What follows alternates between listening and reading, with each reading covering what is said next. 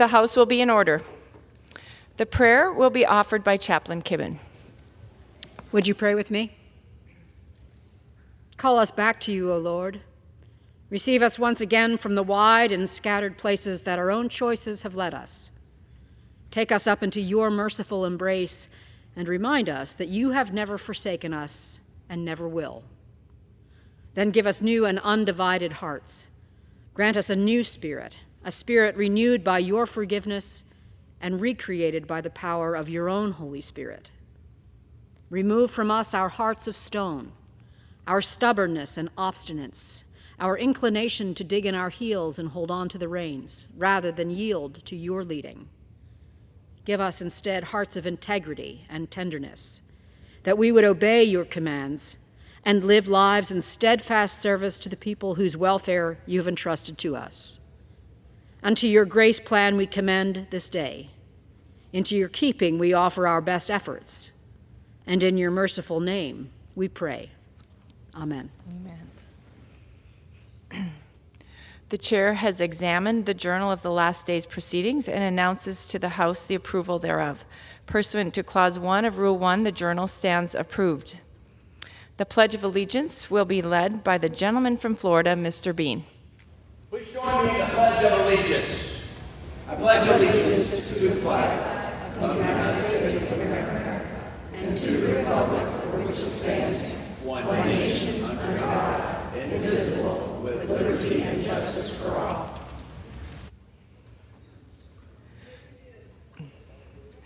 The chair will entertain requests for 1-minute speeches.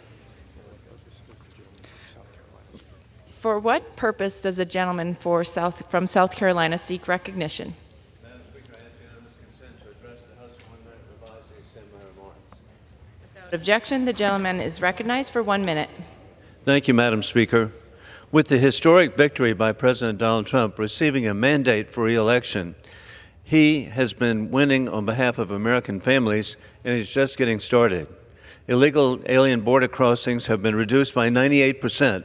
The lowest level ever recorded, and construction of the border wall has resumed. A plan for international trade has been unveiled. Nearly $4 trillion in investments have been secured, creating thousands of jobs. American energy potential unlocked, bringing down cost. Only U.S. citizens are able to vote in federal elections with ballots counted on Election Day. Government efficiency maximized, achieving savings for taxpayers. Illegal aliens, murderers, child molesters, and drug dealers are being deported. Anti-Semitism on college campuses is being challenged. Education is returning to the states. In conclusion, God bless our troops as the global war on terrorism continues. Open borders for dictators puts all Americans at risk of more 9/11 attacks imminent, as warned by the FBI. Trump is reinstituting existing laws to protect American families with peace through strength. Our sympathy to Tom and Virginia Mulliken on the passing of their very talented daughter, Mary Elizabeth Mulliken. I yield back. For what purpose does a gentleman from North Carolina seek recognition? Madam Speaker, I ask for unanimous consent to address the House for 1 minute, revise and extend. Without objection, the gentleman is recognized for 1 minute. Madam Speaker, the extensive media coverage of town halls across the country has undeniably caused a surge of interest from all counties across my congressional district. Recognizing the challenges of traveling to each county quickly, I took decisive action by organizing a telephone town hall, which nearly 13,000 constituents attended. Residents voiced concerns about the pressing issues highlighted in the news and concerns related to Social Security, Medicaid, and Medicare. Veterans raised issues regarding the availability of benefits, while farmers stressed the necessity for immediate assistance. With the spread of 22 counties composing North Carolina's 1st Congressional District, my team and I must remain accessible and responsive to our constituents. I take this responsibility to heart and am fully committed to advocating for the families of Eastern North Carolina. I look forward to hosting more town halls and sincerely thank all who participated. Thank you, Madam Speaker. For what purpose does the gentleman from Florida seek recognition? Madam Speaker, I seek unanimous consent to address this body for 1 minute and to revise and extend my remarks. Without objection, the gentleman is recognized for 1 minute. Thank you, Madam Speaker. Madam Speaker, yes, we are fired up for March Madness in Northeast Florida. And no, I'm not just talking about those #1 seeded Florida Fighting Gator basketball team. I'm talking about Papa Sean's Pizza in Baldwin, Florida. Papa Sean's just sliced up the competition in a bracket-style tournament held by radio station WQIK. Papa Sean's beat out fellow contestants to gain its one shining moment as the best pizza in the Jacksonville area. It's no surprise Papa Sean's knows how to whip up votes. Founder Sean Lynch is the mayor of Baldwin. I recently had some of Papa Sean's pizza while visiting Baldwin, and let me tell you, no recount is needed, Madam Speaker. Papa Sean's serves up a superior slice. It's an honor and testament to the hard work and passion of the mayor and his team, who's created not just a great place for food, but a gathering spot where neighbors become friends. Congratulations to Papa Sean's, and if you're ever near Baldwin, trust me, Madam Speaker, stop in for a slice. I yield back.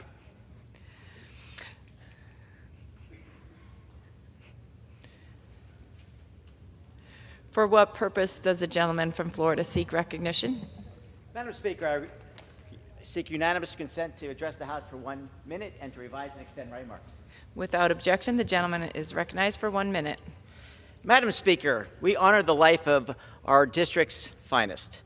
Junie, the beloved police bloodhound and trusted partner of Brevard County Sheriff Wayne Ivey, sadly passed away this week after a battle with cancer. Gifted to the sheriff's office at just 10 weeks old, Junie was brought onto the force to help find missing and abducted children and played a role in Sheriff Ivey's advocacy programs to report abuse. In 2022, Junie was named Florida's top enforcement dog, winning a statewide March Madness-style competition held by the Florida Sheriff's Association. Often seen with Sheriff Ivey while on patrol, Junie became more than just a loyal working dog. He was a symbol of service and loyalty. To Brevard County, he was America's top police dog. He will be deeply missed. And with that, Madam Speaker, I yield back.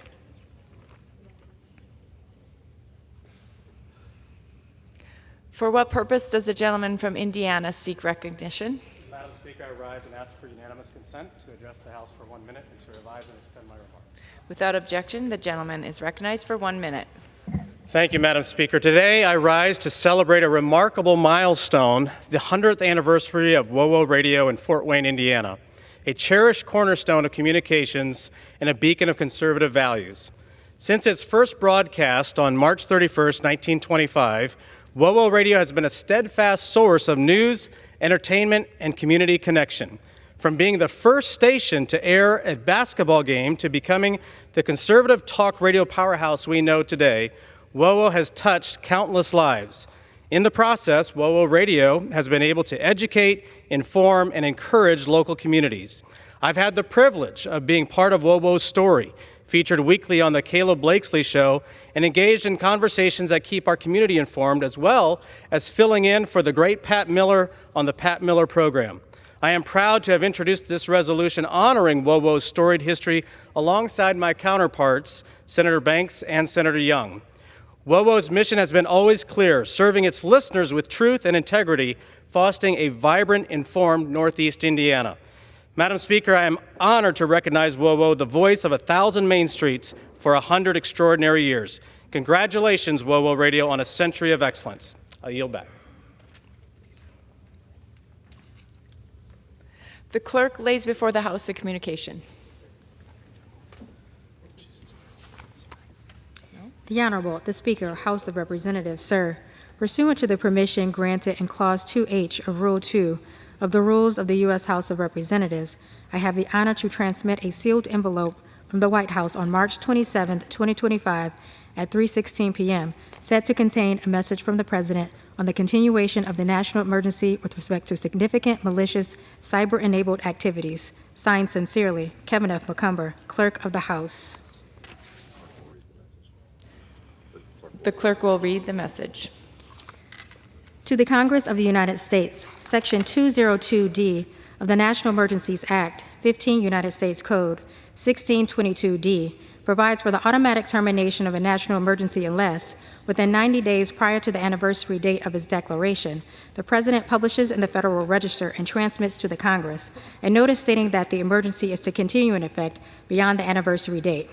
In accordance with this provision, I have sent to the Federal Register for publication the enclosed notice stating that the national emergency declared in Executive Order 13694 of April 1, 2015, and with respect to which additional steps were taken in Executive Order 13757 of December 28, 2016, Executive Order 13984 of January 19, 2021, Executive Order 14110 of October 30, 2023, revoked by Executive Order 14148 of January 20, 2025, and Executive Order 14144 of January 16, 2025, is to continue in effect beyond April 1, 2025. Significant malicious cyber-enabled activities originating from or directed by persons located in whole or in a substantial part outside the United States continue to pose an unusual and extraordinary threat to the national security, foreign policy, and economy of the United States. Therefore, I have determined that it is necessary to continue the national emergency declared in Executive Order 13694 with respect to significant malicious cyber-enabled activities. Donald J. Trump, the White House, March 27, 2025. Referred to the Committee on Foreign Affairs and ordered printed. The chair lays before the House a communication. The Honorable, the Speaker, House of Representatives, sir. Pursuant to permission granted in Clause 2H of Rule 2 of the Rules of the U.S. House of Representatives, I have the honor to transmit a sealed envelope received from the White House on March 28, 2025 at 1:20 p.m., set to contain a message from the President on the continuation of the national emergency with respect to South Sudan. Signed sincerely, Kevin F. McCumber, Clerk of the House. The clerk will report the message. To the Congress of the United States, Section 202D of the National Emergencies Act, 50 United States Code 1622D, provides for the automatic termination of a national emergency unless, within 90 days prior to the anniversary date of its declaration, the President publishes in the Federal Register and transmits to the Congress a notice stating that the emergency is to continue in effect beyond the anniversary date. In accordance with this provision, I have sent to the Federal Register for publication the enclosed notice stating that the national emergency declared in Executive Order 13664 of April 3, 2014, with respect to South Sudan, is to continue in effect beyond April 3, 2025. The situation in and in relation to South Sudan, which has been marked by activities that threaten the peace, security, or stability of South Sudan and the surrounding region, including widespread violence and atrocities, human rights abuses, recruitment and use of child soldiers, attacks on peacekeepers, and obstruction of humanitarian operations, continues to pose an unusual and extraordinary threat to the national security and foreign policy of the United States. Therefore, I have determined that it is necessary to continue the national emergency declared in Executive Order 13664 with respect to South Sudan. Signed, Donald J. Trump, the White House, March 28, 2025. Referred to the Committee on Foreign Affairs and ordered printed. The chair lays before the House a communication. The Honorable, the Speaker, House of Representatives, sir.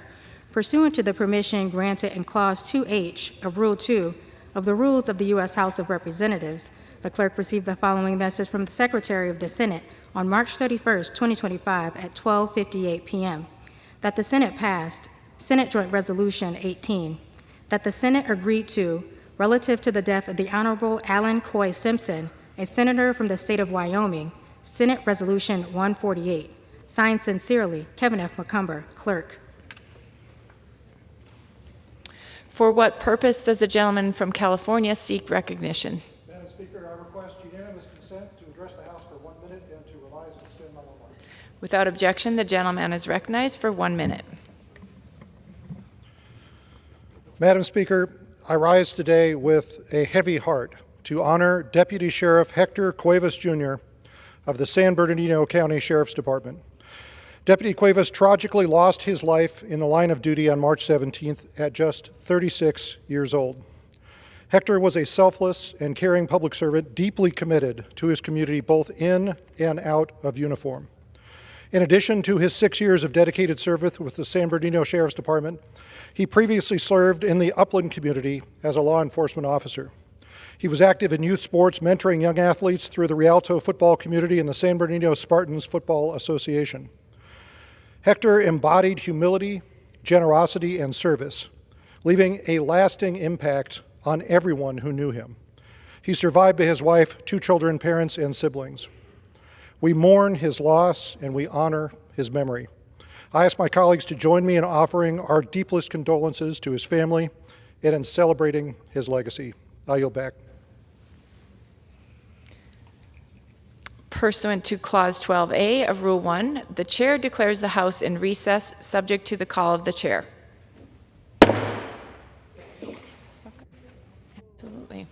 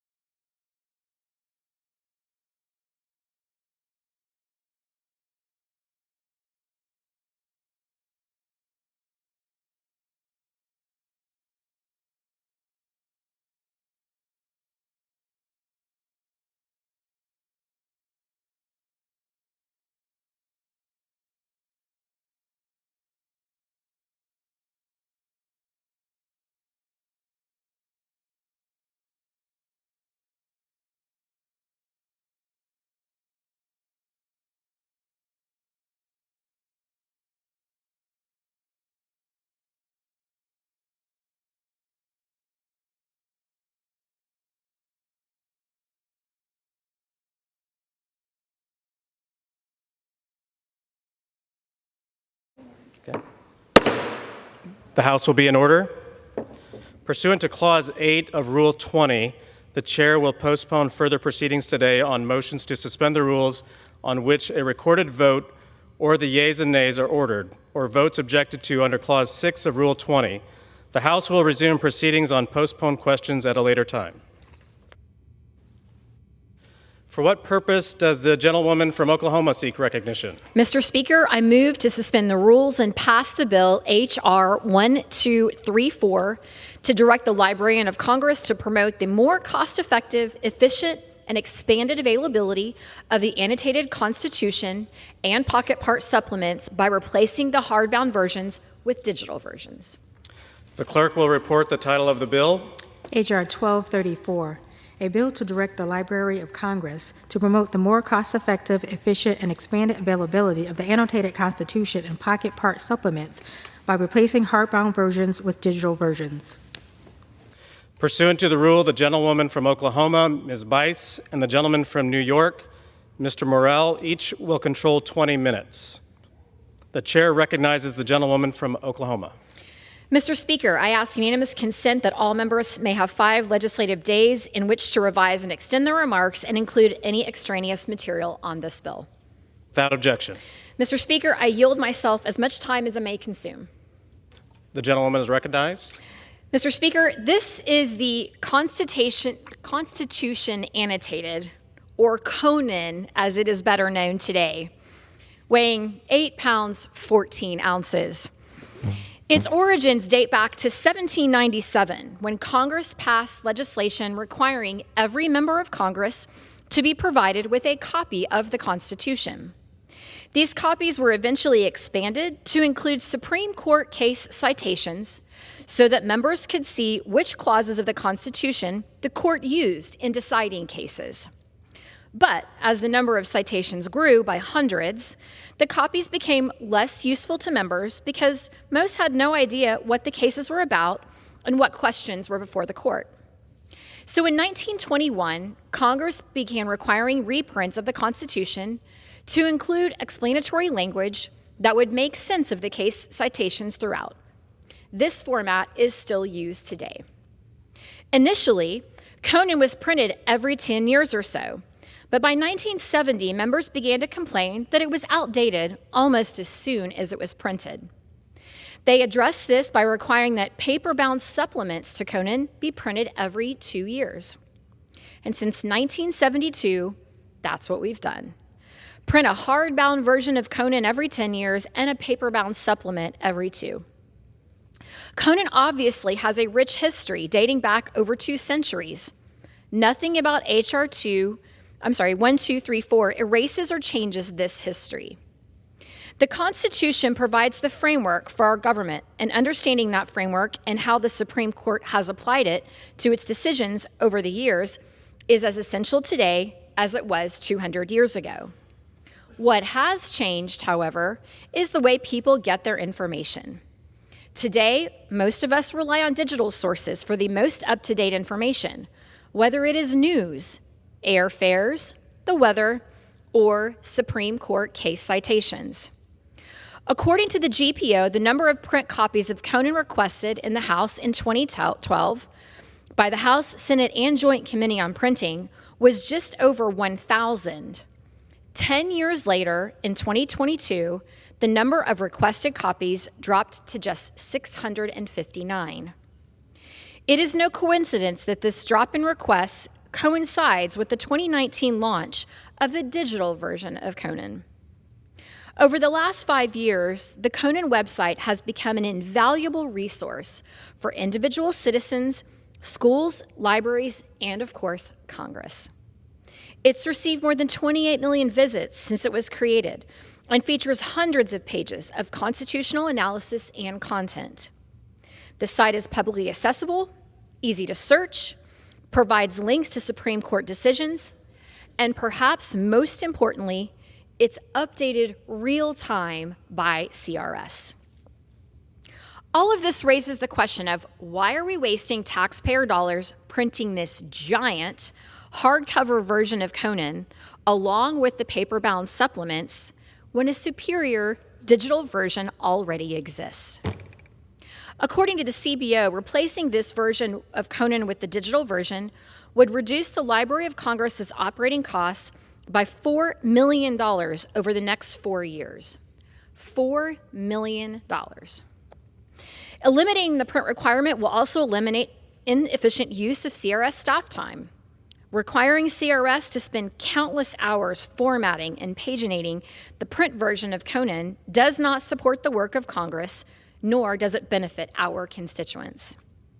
Mr. Speaker, replacing Conan, the print requirement, with a digital requirement is a no-brainer.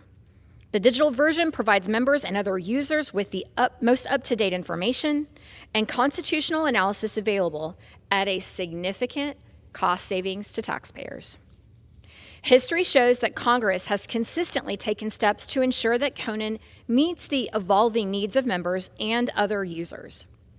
Passing H.R. 1234 is a logical next step in maintaining Conan's relevancy and usefulness, both to Congress and to the American people. I urge my colleagues to join me in supporting H.R. 1234, and I urge quick action in the Senate. With that, I reserve the balance of my time. The gentlelady reserves the balance of her time. The gentleman from New York is recognized. Thank you, Mr. Speaker. I yield myself such time as I may consume. Mr. Speaker, I rise today in support of H.R. 1234. This bill, as has been indicated, modernizes Congress and improves efficiency by eliminating the requirement that the Congressional Research Service print hardbound versions of its annotated Constitution. This measure, which I am proud to co-lead, passed by voice vote last Congress, and I'm hopeful it will again today. And I want to take a moment to thank my dear friend, the gentlelady from Oklahoma, Ms. Bice, who chairs the subcommittee on the Committee on House Administration, the Subcommittee on Modernization and Innovation. And thank her for all of her hard work, and it's always a delight to work with her. This mandate to print the annotated Constitution, which I'm sorry I didn't bring a physical copy. I'm not sure I could lift it. I think Ms. Bice is stronger than I am. But it does come with significant and unnecessary printing and personnel costs for the Congressional Research Service. And as Ms. Bice indicated, eliminating it would save us an estimated $4 million over the next 4 years. And at the Committee on House Administration, where I have the privilege of serving as the ranking member, we spent a significant amount of time talking about the Supreme Court's decision in the Loper-Bright versus Raimondo case. That case ended 4 decades of precedent known as Chevron deference, which requires courts to defer to reasonable agency interpretations of ambiguous statutes. Now, while we may not all agree on the merits of the decision, there is bipartisan consensus that unless we want the courts deciding every single open policy question, we have to draft laws, we, Congress, draft laws that are far more technical in specificity than we do now. And that cannot be done without major assistance from subject matter experts, such as those at the Congressional Research Service. So to that end, it's my hope that the millions we save passing this bill will be promptly reinvested in CRS to enhance its capacity, an absolutely essential step as Congress continues to work to maintain our Article I authorities and prerogatives. So I would urge my colleagues to support the practical, forward-thinking legislation. Again, I want to thank my colleague, Ms. Bice, for her leadership and her partnership and her friendship. And with that, Mr. Speaker, I reserve the balance of my time. The gentleman reserves the balance of his time. The gentlelady from Oklahoma is recognized. Mr. Speaker, I have no further speakers, and I'm prepared to close. The gentlelady reserves. The gentleman from New York. Thank you, Mr. Speaker. I consider this a model of bipartisanship. It's what a great way to start off the week. And I would simply, again, in the interests of modernization, of saving important taxpayer dollars and making sure that we're more responsive to the American people, I would just urge all of my colleagues to vote in favor of this legislation. I thank, again, Ms. Bice, and with that, I yield my time. The gentleman yields back. The gentlelady from Oklahoma is recognized. Thank you, Mr. Speaker, and I want to say thank you to the ranking member, Mr. Morelli, for his support and bipartisanship in co-authoring this legislation with me. This is an easy win for taxpayers, saving taxpayers $4 million in using a digital version versus the Conan printed version. So I urge support from my colleagues, and with that, I yield the balance of my time. The question is, will the House suspend the rules and pass the bill H.R. 1234? Those in favor say aye. Aye. Those opposed, no. In the opinion of the chair, 2/3 being in the affirmative, the rules are suspended, the bill is passed, and without objection, the motion to reconsider is laid on the table.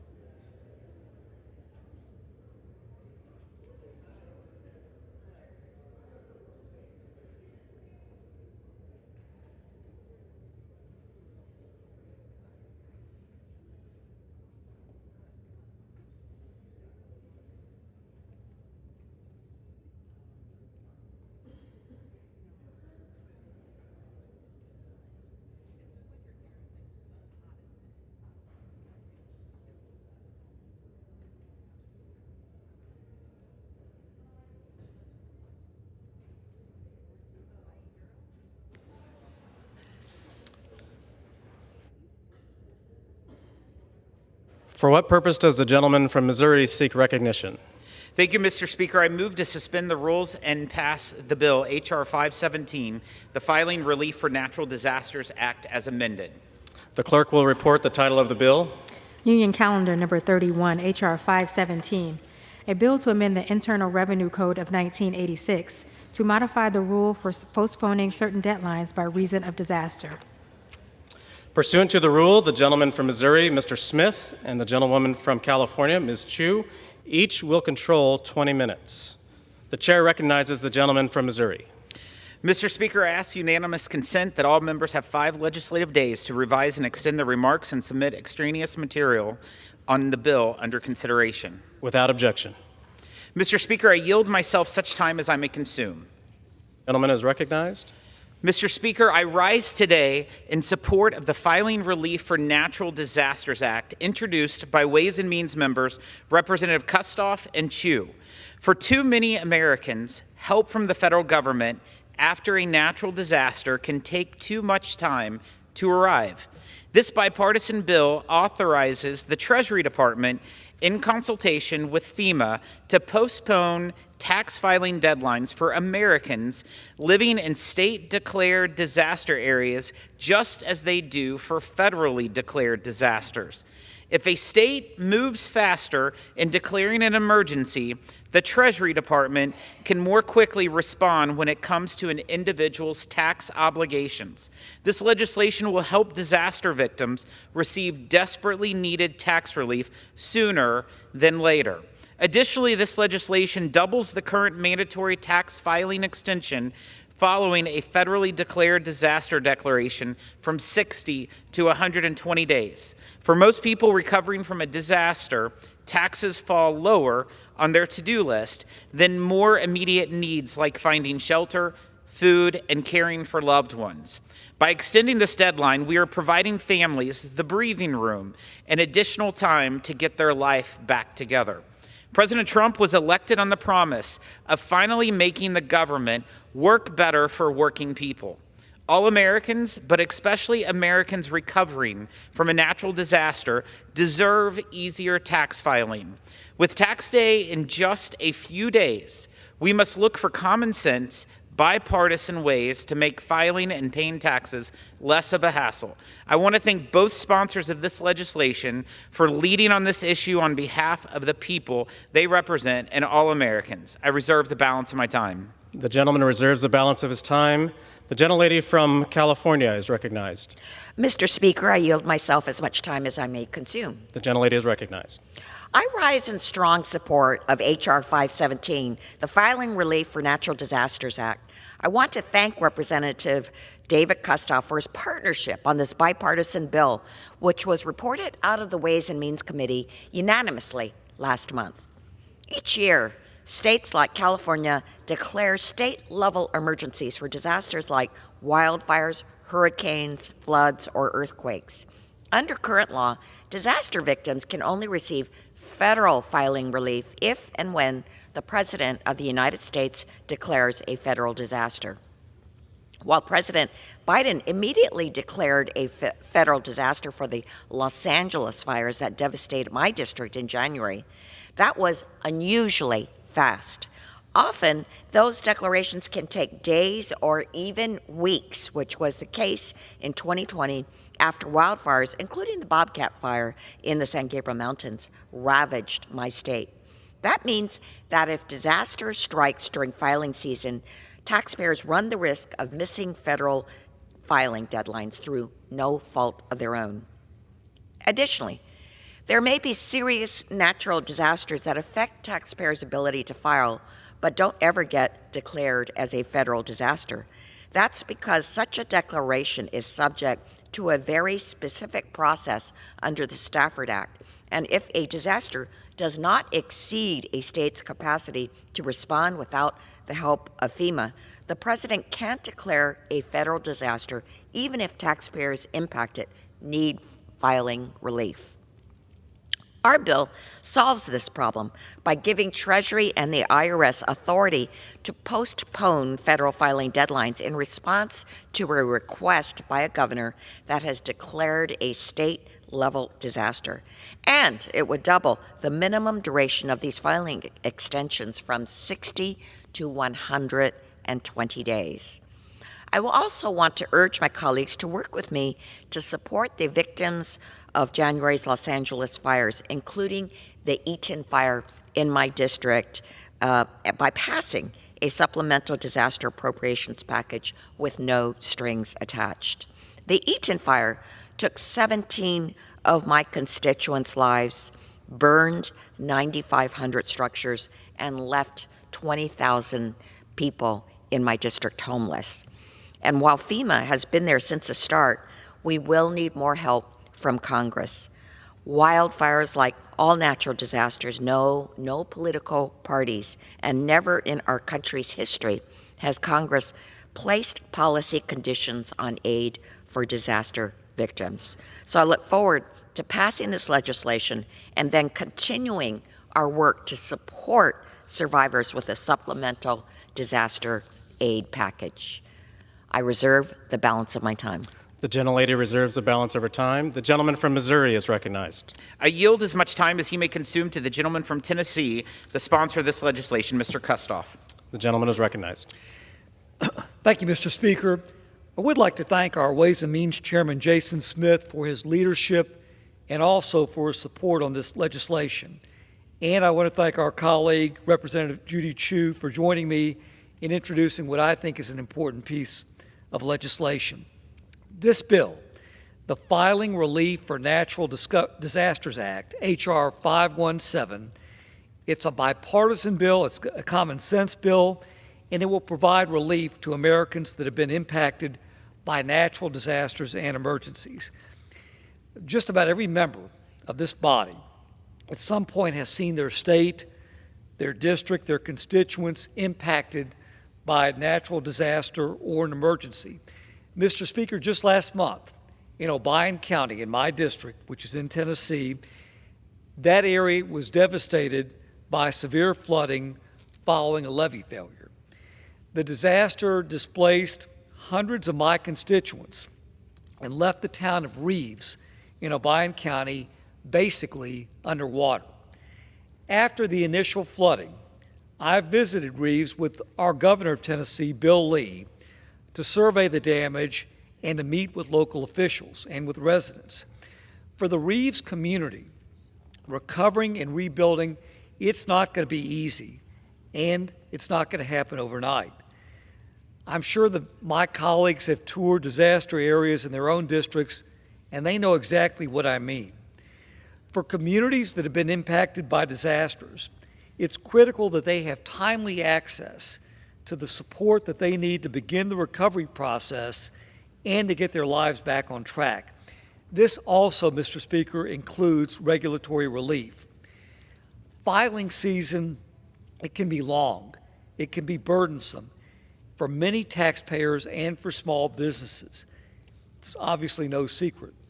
Under current law, the Department of Treasury can postpone tax filing deadlines for taxpayers that have been affected by federally declared disasters. But right now, Treasury does not have the authority to provide relief for state-level declarations. State-level declarations are normally issued immediately or almost immediately after a disaster. Federal declarations, on the other hand, can take weeks or even months before being issued. So you've got a disparate treatment between federal and state-level declarations under the current law, and that can delay relief and create significant confusion for impacted taxpayers. This bill makes two straightforward reforms to the Internal Revenue Code that will address this flaw in the tax code and ensure that disaster victims are able to receive more timely relief. Number one, it will authorize the Secretary of the Treasury, in consultation with FEMA, to extend the filing relief to taxpayers as soon as the governor of a state declares a disaster or a state of emergency. Number two, Mr. Speaker, it will expand the current mandatory filing extension following a federal declaration from 60 days to 120 days. Disaster victims should be focused on rebuilding, recovering, and caring for their loved ones. What they should not have to be focused on is complying with bureaucratic red tape at the IRS. For these reasons, Mr. Speaker, I urge all my colleagues to support the Filing Relief for Natural Disasters Act, a bipartisan, pro-taxpayer piece of legislation that was passed out of this Ways and Means Committee unanimously by a vote of 42-0. And with that, Mr. Speaker, I yield back. The gentleman yields back. The gentleman from Missouri reserves. The gentlelady from California is recognized. Mr. Speaker, I have no further speakers. I am prepared to close. The gentlelady is recognized. I yield myself the balance of my time. This bipartisan bill is a common sense proposal to ease one of the many burdens that face survivors after a natural disaster so that they can focus on recovering and rebuilding. I once again want to thank Representative Kustoff for his partnership, and I urge my colleagues to vote yes.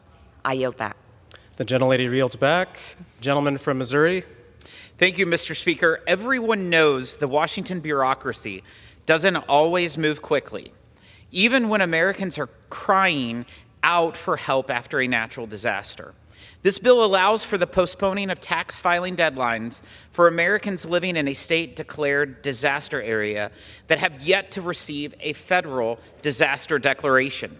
This bipartisan effort will help those Americans still reeling from a devastating event. After all, they should be focused on restoring their lives and livelihoods first and foremost. If Washington is slower than a state government to respond, that is not a good enough reason to deny Americans the help they need. This legislation will lighten the load carried by families affected by a natural disaster. I yield back the remainder of my time. The gentleman yields back the balance of his time. The question is, will the House suspend the rules and pass the bill H.R. 517 as amended? Those in favor say aye. Those opposed, no. The ayes have it. In the opinion of the chair, 2/3 being in the affirmative. Is this where I do it, Mr. Speaker? For what purpose does the gentleman from Missouri seek I recognition? demand the yeas and nays. The yeas and nays are requested. All those in favor of taking this vote by the yeas and nays will rise and remain standing until counted. A sufficient number having risen, the yeas and nays are ordered. Pursuant to Clause 8 of Rule 20, further proceedings on this question will be postponed.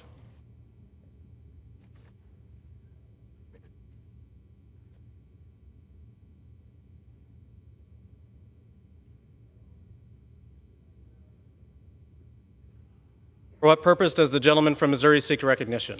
Mr. Speaker, I move to suspend the rules and pass the bill H.R. 998, the Internal Revenue Service Math and Taxpayer Help Act, as amended. The clerk will report the title of the bill. Union Calendar Number 29, H.R. 998, a bill to amend the Internal Revenue Code of 1986 to require additional information on math and clerical error notices. Pursuant to the rule, the gentleman from Missouri, Mr. Smith, and the gentleman from Illinois, Mr. Davis, each will control 20 minutes. The chair recognizes the gentleman from Missouri. Mr. Speaker, I ask unanimous consent that all members have 5 legislative days to revise and extend their remarks and submit extraneous material on the bill under consideration. Without objection. Mr. Speaker, I yield myself such time as I may consume. The gentleman is recognized. Mr. Speaker, by voting for unified Republican control of government, the American people chose accountability and a return to common sense. There is no better example of bad government than the IRS. Every year, taxpayers receive notices from the IRS proposing to adjust their tax liabilities. But unfortunately, the IRS is not required to explain the reasons for the adjustments, nor does it need to explain that taxpayers have a legal right to dispute their adjustments within 60 days. The result is that taxpayers may end up paying more in taxes because they don't know that they can dispute the IRS's assessment of their tax liability. This bipartisan legislation, the Internal Revenue Service Math and Taxpayer Help Act, sponsored by Representative Feenstra and Schneider, will level the playing field for taxpayers and hold the IRS accountable. It will require the IRS to provide individuals with a clear explanation of the error, showing the mathematical change, and inform taxpayers that they have 60 days to correct the issue. I want to thank Representatives Feenstra and Schneider for their bipartisan work to bring more transparency to the IRS and protect American taxpayers from being left in fear of IRS action against them. I reserve the balance of my time. The gentleman reserves the balance of his time. The gentleman from Illinois is recognized. Mr. Speaker, I yield myself such time as I may consume. The gentleman is recognized. Thank you, Mr. Speaker. I rise in support of H.R. 998, Internal Revenue Service Math and Taxpayer Help Act. This bill will help taxpayers better understand why they have received a math error notice from the Internal Revenue Service. Currently, math error notices can be vague and confusing. The law does not specify how the IRS must describe the math error or require the IRS to inform taxpayers that they have 60 days to request that the math error assessment be reversed. This bill will fix these issues by requiring the Internal Revenue Service to provide a clear and straightforward explanation of any alleged math or clerical error in the notice. It also requires the IRS to update procedures on how to request abatement and, upon determination of an abatement, to issue a notice of abatement to the taxpayer. Furthermore, this bill requires implementation of a pilot program to explore the use of alternative mail delivery methods for issuance of math error notices. I'm proud to stand with my colleagues on the Ways and Means Committee in support of this common sense reform that will help taxpayers and improve IRS administration, and I reserve the balance of my time. The gentleman reserves the balance of his time. The gentleman from Missouri is recognized. I yield as much time as he may consume to the gentleman from Iowa, the sponsor of this legislation, Mr. Feenstra. Thank you, Chairman Smith. I rise today in strong support of my bill, the IRS Math Act. I thank my friend from Illinois, Brad Schneider, for working with me on this common sense legislation. If the IRS finds a mistake on a tax return, For example, when a taxpayer accidentally adds a zero to their reported income, the agency should clearly communicate that error to the taxpayer and explain why the refund is different than expected. However, current notices do not explain or contain helpful information, leaving millions of taxpayers confused about how and when to rectify the issue with the IRS. The IRS Math Act ensures that the IRS clearly spells out errors on tax forms and helps taxpayers not only understand the mistake, but also allows a challenge if they see fit. Filing taxes is already burdensome and time-consuming. We can improve customer service by promoting open and transparent communication between the IRS and the taxpayer when a tax error is identified.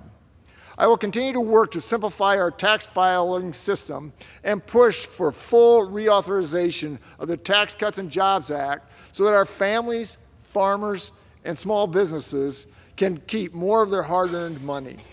I urge my colleagues to support this legislation, and I again thank Chairman Smith for allowing this bill to come to the floor. Thank you, and I yield back. The gentleman yields back the balance of his time. The gentleman from Missouri reserves. The gentleman from Illinois is recognized. Mr. Speaker, I have no further speakers, and I'm prepared to close. The gentleman is recognized. I yield myself the balance of my time. The gentleman is recognized. Mr. Speaker, H.R. 998 is a common-sense bipartisan bill, and I encourage my colleagues to support it.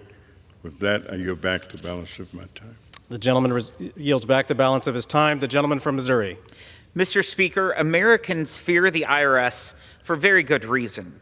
Under current law, when the IRS claims you made a math error on your return, they are not required to explain the error or notify taxpayers of their right to appeal within 60 days. And what's worse, if taxpayers don't comply, they could be forced to pay more in taxes. This bill before us, H.R. 998, the Internal Revenue Service Math and Taxpayer Help Act, will level the playing field for taxpayers by requiring the IRS to explain themselves and notify taxpayers that they have 60 days to challenge this adjustment. This legislation is an important step to simplify tax administration and make the IRS more accountable to taxpayers. I want to again thank Representative Feenstra and Snyder for this bipartisan work on this bill, and I urge my colleagues to support it. I yield back the remainder of my time. The gentleman yields back the balance of his time. The question is, will the House suspend the rules and pass the bill H.R. 998 as amended? Those in favor say aye. Aye. Those opposed, no. The ayes have it. In the opinion of the chair, 2/3 being in the affirmative, the rules are suspended, the bill is passed, and without objection, the motion to reconsider is laid on the table.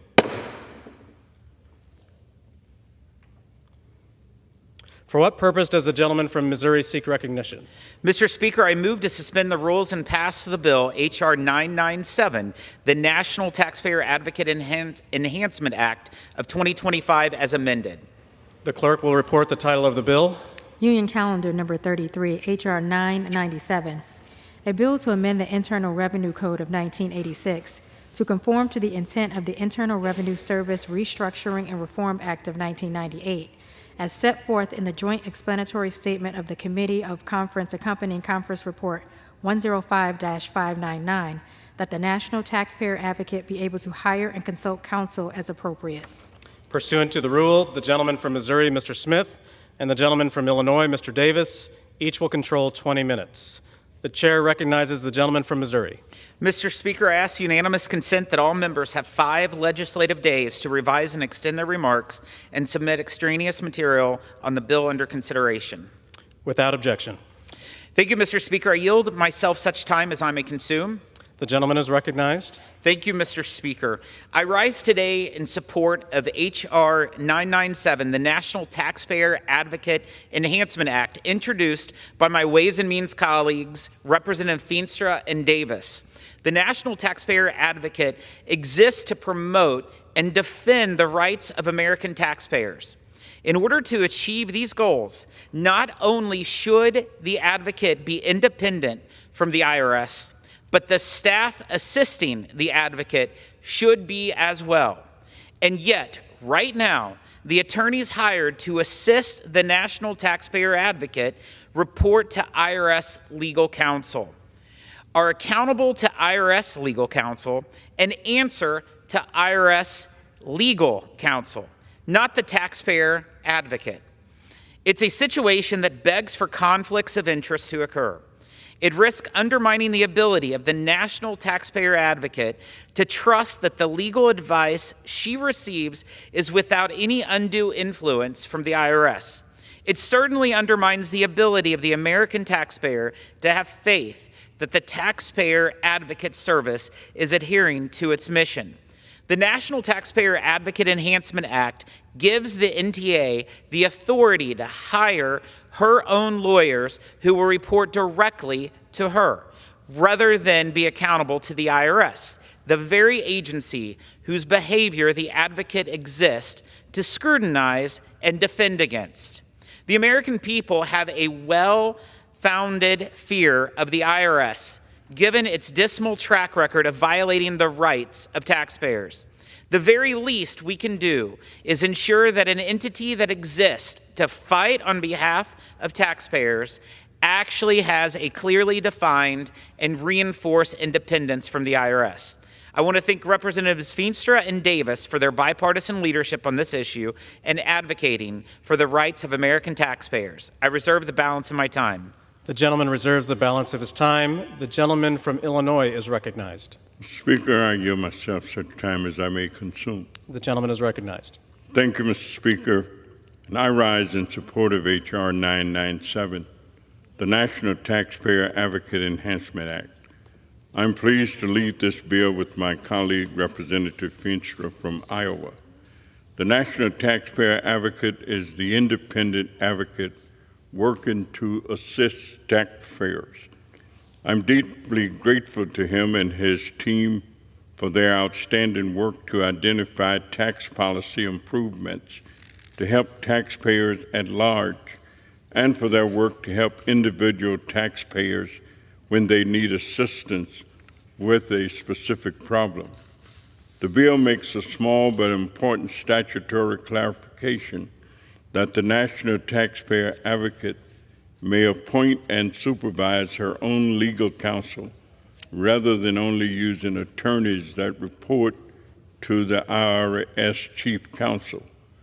Being able to appoint independent counsel is an essential step to preserving the independence of the National Taxpayer Advocate Office as required under Section 7803C of the Internal Revenue Code.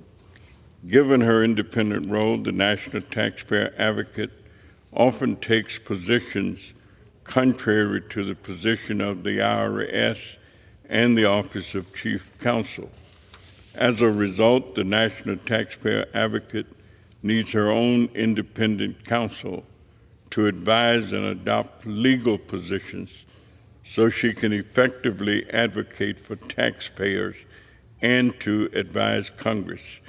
So I'm pleased that the committee is marking up the National Taxpayer Advocate Enhancement Act today to protect the independence of the National Taxpayer Advocate.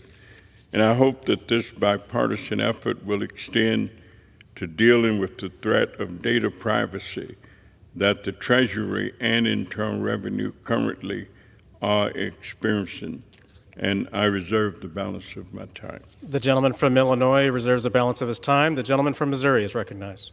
I yield as much time as he may consume to the gentleman from Iowa, the sponsor of this legislation, Mr. Feenstra. The gentleman is recognized. Thank you, Chairman Smith. Thank you, Speaker. I rise today in strong support of my bill, the National Taxpayer Advocate Enhancement Act. I thank my colleague, Danny Davis from Illinois, for working with me on this initiative. Since 2015, the IRS has been prohibited by the National Taxpayer Advocate from hiring her own legal counsel, which undermines her ability to provide insight, ensure fair treatment of taxpayers, and responsible work for the IRS caseworkers. American taxpayers expect and deserve the best customer service and case outcomes when filing their federal taxes. However, this outdated restriction on National Taxpayer Advocate prevents her from hiring the team she needs to do her job. My bill clarifies it's within the purview of the National Taxpayer Advocate to hire attorneys that report specifically to her. These attorneys help conduct oversight, ensure taxpayers are being treated fairly, and inform Congress of taxpayer challenges at the IRS. This measure ensures we keep politics out of the IRS and solely focus on outcomes for the taxpayer. With this improvement, American families will benefit from fewer headaches when dealing with the IRS and more accountable government. This bill itself is a recommendation from the National Taxpayer Advocate Purple Book and has been recommended policy change for quite a few years. I thank Chairman Smith again for working with me to make the IRS run smoother and to ensure taxpayers are being treated fairly. I urge my colleagues to support this legislation, and thank you, and I yield back. The gentleman yields back. The gentleman from Missouri reserves the balance of his time. The gentleman from Illinois is recognized. Mr. Speaker, I don't believe I have any additional requests for time, so I'm prepared to close. The gentleman is recognized. Thank you, Mr. Speaker. H.R. 997 is a common sense, bipartisan piece of legislation and is the product of a recommendation made by the taxpayer advocate. Therefore, I would urge its passage and yield back the balance of my time. The gentleman yields back the balance of his time. The gentleman from Missouri. Thank you, Mr. Speaker. I imagine the American people would be surprised and no doubt disappointed to learn that the very organization whose mission is to advocate on behalf of taxpayers relies on legal advice provided by attorneys who are employed by and answer to the IRS. It is a bizarre arrangement, to be sure. The National Taxpayer Advocate Enhancement Act will ensure that the attorneys serving the NTA are hired by her and accountable to her. This will also allow the advocate's office to promote attorneys from within that organization, helping to retain their talent, experience, and expertise as well. The Ways and Means Committee approved this legislation with unanimous consent, and I encourage my colleagues on both sides of the aisle in the House to do the same. I yield back the remainder of my time. The gentleman yields back the balance of his time. The question is, will the House suspend the rules and pass the bill H.R. 997 as amended? Those in favor say aye. Aye. Those opposed, no. The ayes have it. In the opinion of the chair, 2/3 being the affirmative. Mr. Speaker. For what purpose does the gentleman seek recognition? On that, I demand the yeas and nays. The yeas and nays are requested. All those in favor of taking this vote by the yeas and nays will rise and remain standing until counted. A sufficient number having risen, the yeas and nays are ordered. Pursuant to Clause 8 of Rule 20, further proceedings on this question will be postponed. For what purpose does the gentleman from Missouri seek recognition? Mr. Speaker, I move to suspend the rules and pass the bill H.R. 1155, the Recovery of Stolen Checks Act, as amended. The clerk will report the title of the bill. Union Calendar Number 28, H.R. 1155, a bill to amend the Internal Revenue Code of 1986 to allow taxpayers to elect to receive certain replacement refunds electronically. Pursuant to the rule, the gentleman from Missouri, Mr. Smith, and the gentlewoman from Alabama, Ms. Sewell, each will control 20 minutes. The chair recognizes the gentleman from Missouri. Mr. Speaker, I ask unanimous consent that all members have 5 legislative days to revise and extend their remarks and submit extraneous material on the bill under consideration. Without objection. Mr. Speaker, I yield myself such time as I may consume. The gentleman is recognized. Thank you, Mr. Speaker. I rise today in support of H.R. 1155, the Recovery of Stolen Checks Act. With the April 15th tax filing deadline right around the corner, we are reminded of the need to make the IRS more responsive to the American people. Unfortunately, the manner in which the IRS currently responds to stolen tax refund checks is truly insane. Right now, if someone has their refund check stolen out of the mail, the IRS will replace that stolen check by sending another one through the mail. It should surprise no one to learn that quite often that replacement check is also stolen out of the mail. There's no law keeping the IRS from sending a replacement check through a direct deposit to a bank. However, currently the IRS does not have procedures in place for a taxpayer to make such a request. The bill fixes that flaw. I wish to commend my Ways and Means Committee colleagues, Representative Malliotakis, Kustoff, and Sewell, for their bipartisan leadership on this issue.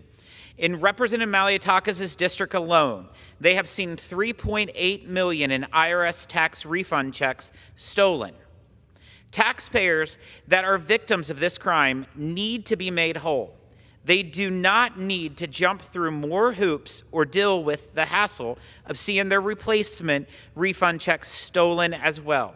This legislation received unanimous approval in the Ways and Means Committee, and I encourage my colleagues to give it an equally strong bipartisan vote here in the House. I reserve the balance of my time. The gentleman reserves. The gentlelady from Alabama is recognized. Mr. Speaker, I yield myself such time as I may consume. Gentlelady is recognized. Mr. Speaker, I am very proud today to join my colleague, Representative Malliotakis, in co-sponsoring and speaking in favor of the Recovery of Stolen Checks Act.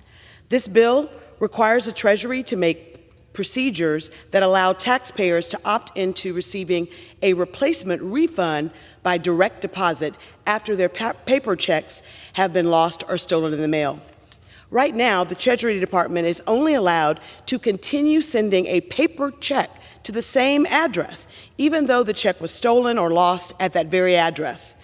It's Congress' responsibility to give Treasury the ability to modernize, become more efficient, and more importantly, deliver much-needed benefits and payments to people that they are relying on as quickly as possible. This is a common-sense, straightforward, and urgent reform. Every year, millions of Americans eagerly await their tax refund, money that they have rightfully earned. Unfortunately, criminals have exploited weakness in our system, stealing and cashing checks that do not belong to them. This fraud not only robs individuals of their refunds, but also costs taxpayers millions of dollars annually. The Recovery of Stolen Checks Act strengthens the government's ability to track and recover stolen refund checks. It empowers the U.S. Treasury and financial industries and institutions to act swiftly when fraud is detected, enabling that victim to get their payment much faster and that criminal to be held accountable. With this bill, stolen checks can be flagged and traced more efficiently. Victims will experience a quicker resolution and recovery process. Banks and financial institutions will have clearer guidelines to prevent fraudulent transactions, and taxpayer dollars will be better protected, reducing the losses due to fraud. Every dollar, Mr. Speaker, lost to fraud is a dollar taken from taxpayers. H.R. 1155 ensures that their hard-earned money is safeguarded and that criminals cannot exploit the system without consequences. By closing loopholes and enhancing the recovery efforts, this legislation protects the integrity of our tax system and restores trust in the financial security. Mr. Speaker, I have had dozens of conversations with constituents who have spent months trying to receive a check from Treasury. In one instance, a constituent was sent 2 checks by the Treasury Department, neither delivered to her nor cashed by her, before reaching out to my office for assistance. She just wanted the payment that she was owed. Instead, Treasury Department told her that they would only continue mailing a paper check to the same address where it had failed to get to her multiple times. This policy is burdensome and it simply does not work. The caseworker on my staff continued to encounter cases just like this one, sometime over a year to resolve. This is too much for the American public, and we need to do something about it. That's why this particular bill's resolution is common sense. I ask my colleagues to support it, and I reserve the balance of my time. The gentlelady reserves. The gentleman from Missouri is recognized. I yield as much time as she may consume to the gentlewoman from New York, the sponsor of this legislation, Ms. Malliotakis. The gentlelady from New York is recognized. Thank you. Thank you, Mr. Chairman, and thank you to the Ways and Means Committee staff for working with me on this legislation to combat mail theft and fraud. A few months ago, I raised the issue of stolen checks to the Ways and Means Committee after my office had been slammed with constituent cases from taxpayers who have seen their hard-earned money stolen from them via check fraud. I, alongside my colleagues, Congresswoman Terry Sewell and Congressman David Kustoff, introduced H.R. 1155, the Recovery of Stolen Checks Act, a bipartisan bill that would allow taxpayers whose tax refunds were stolen in the mail to receive a replacement payment via direct deposit. This legislation passed out of the Ways and Means Committee last month on a bipartisan basis, and it was unanimous. In my district alone, we have seen 376 constituents who have had stolen IRS checks. The amount is staggering, $5.4 million, and that is in my district alone. Out of these 376 cases, 50 times checks were stolen twice, 7 times they were stolen 3 times, and in some cases, checks were even stolen 4 times in a row from the same constituent. It has been reported that for IRS checks alone, approximately 40,000 were stolen nationally in 2024, and that is up from 100 checks in 2022. The value stolen has been approximately $1 billion, and this has become a real business for criminal organizations and enterprises and the fraudsters who are preying upon American citizens. It's very unfortunate that we're seeing this hardship and stress placed on the intended recipients who have had to endure seeing their checks being stolen, and then they have to wait months to sometimes see the replacement check also stolen. These are it's not just happening with IRS tax refunds, it's happening with Social Security and other benefits that our constituents rely on. Approximately 10% of American taxpayers receive their tax refunds via paper checks, equating to about 10 million paper checks issued annually. And while the majority of taxpayers opt for direct deposit, a significant number still receive refunds through traditional mail. The IRS plays a critical role in ensuring taxpayers receive their hard-earned refunds securely and efficiently. However, outdated IT infrastructure and delivery systems have left many vulnerable to fraud and stolen tax reimbursement checks. Modernizing these systems is no longer optional. It is necessary to protect taxpayers, to enhance efficiency, and to reduce fraud. Now, obviously, there's still more work to be done. We still need the DOJ and our law enforcement partners to continue their investigations to find and prosecute these fraudsters. We are hearing of arrests and prosecutions on a regular basis, but we urge them to continue their good work. But this is an essential first step in addressing the increasing frequency of mail theft. And I'm encouraged by President Trump's executive order last week titled Modernizing Payments to and from America's Bank Account, which intends to phase out most paper checks by September of this year and modernize other government payment systems. I want to thank President Trump and Secretary Bessent for their quick and decisive actions here to address this matter. It was in weeks of me speaking with the Secretary that they issued this executive order. And my legislation here today will ensure that in those cases where there are exceptions or accommodations, a direct deposit option will be available for the intended recipient if those physical checks are stolen, something that the IRS had given us such a hard time about, so they could receive their payments via direct deposit when they needed replacement. I was also pleased to learn that the Bureau of Fiscal Service recently launched a pilot program to leverage existing technology and services offered by the U.S. Postal Service to track the transmittal of checks. And I look forward to reviewing the results of this pilot program and working with the administration to modernize delivery systems across the federal government and ensure stronger safeguards against mail fraud in the future. I want to thank my colleagues. Again, I want to thank the chairman. I look forward to seeing this bill pass unanimously on the floor today as well. And let's protect American taxpayers and make sure they're no longer victims of this type of check fraud. Thank you. I yield back. The lady reserves. Mr. Speaker, And I the reserve. gentleman from Missouri reserves. The gentlelady from Alabama is recognized. Mr. Speaker, I reserve. The gentlelady reserves. Gentleman from Missouri. Thank you. I yield as much time as he may consume to the gentleman from Tennessee, Mr. Kustoff. The gentleman from Tennessee is recognized. Thank you, Mr. Speaker. And I do want to thank Chairman Jason Smith for his leadership on this issue and this important piece of legislation, as well as the leadership of Representatives Maliotakis and Sewell. Mr. Speaker, over the last several years, the number of government checks stolen from the mail has increased dramatically. If I could, just a few statistics. Between 2019 and 2022, there was an 87% increase in theft from mailboxes, according to the U.S. Postal Inspection Service. According to the Financial Crimes Enforcement Network, FinCEN, reports of check fraud doubled from 2021 to 2022. FinCEN's most recent report on check fraud found that between February and August of 2023, the Bureau received over 15,000 individual reports about mail theft-related check fraud.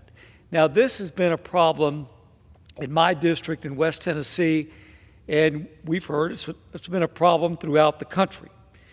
It's well past time that we get past mail theft in the United States, we get it under control.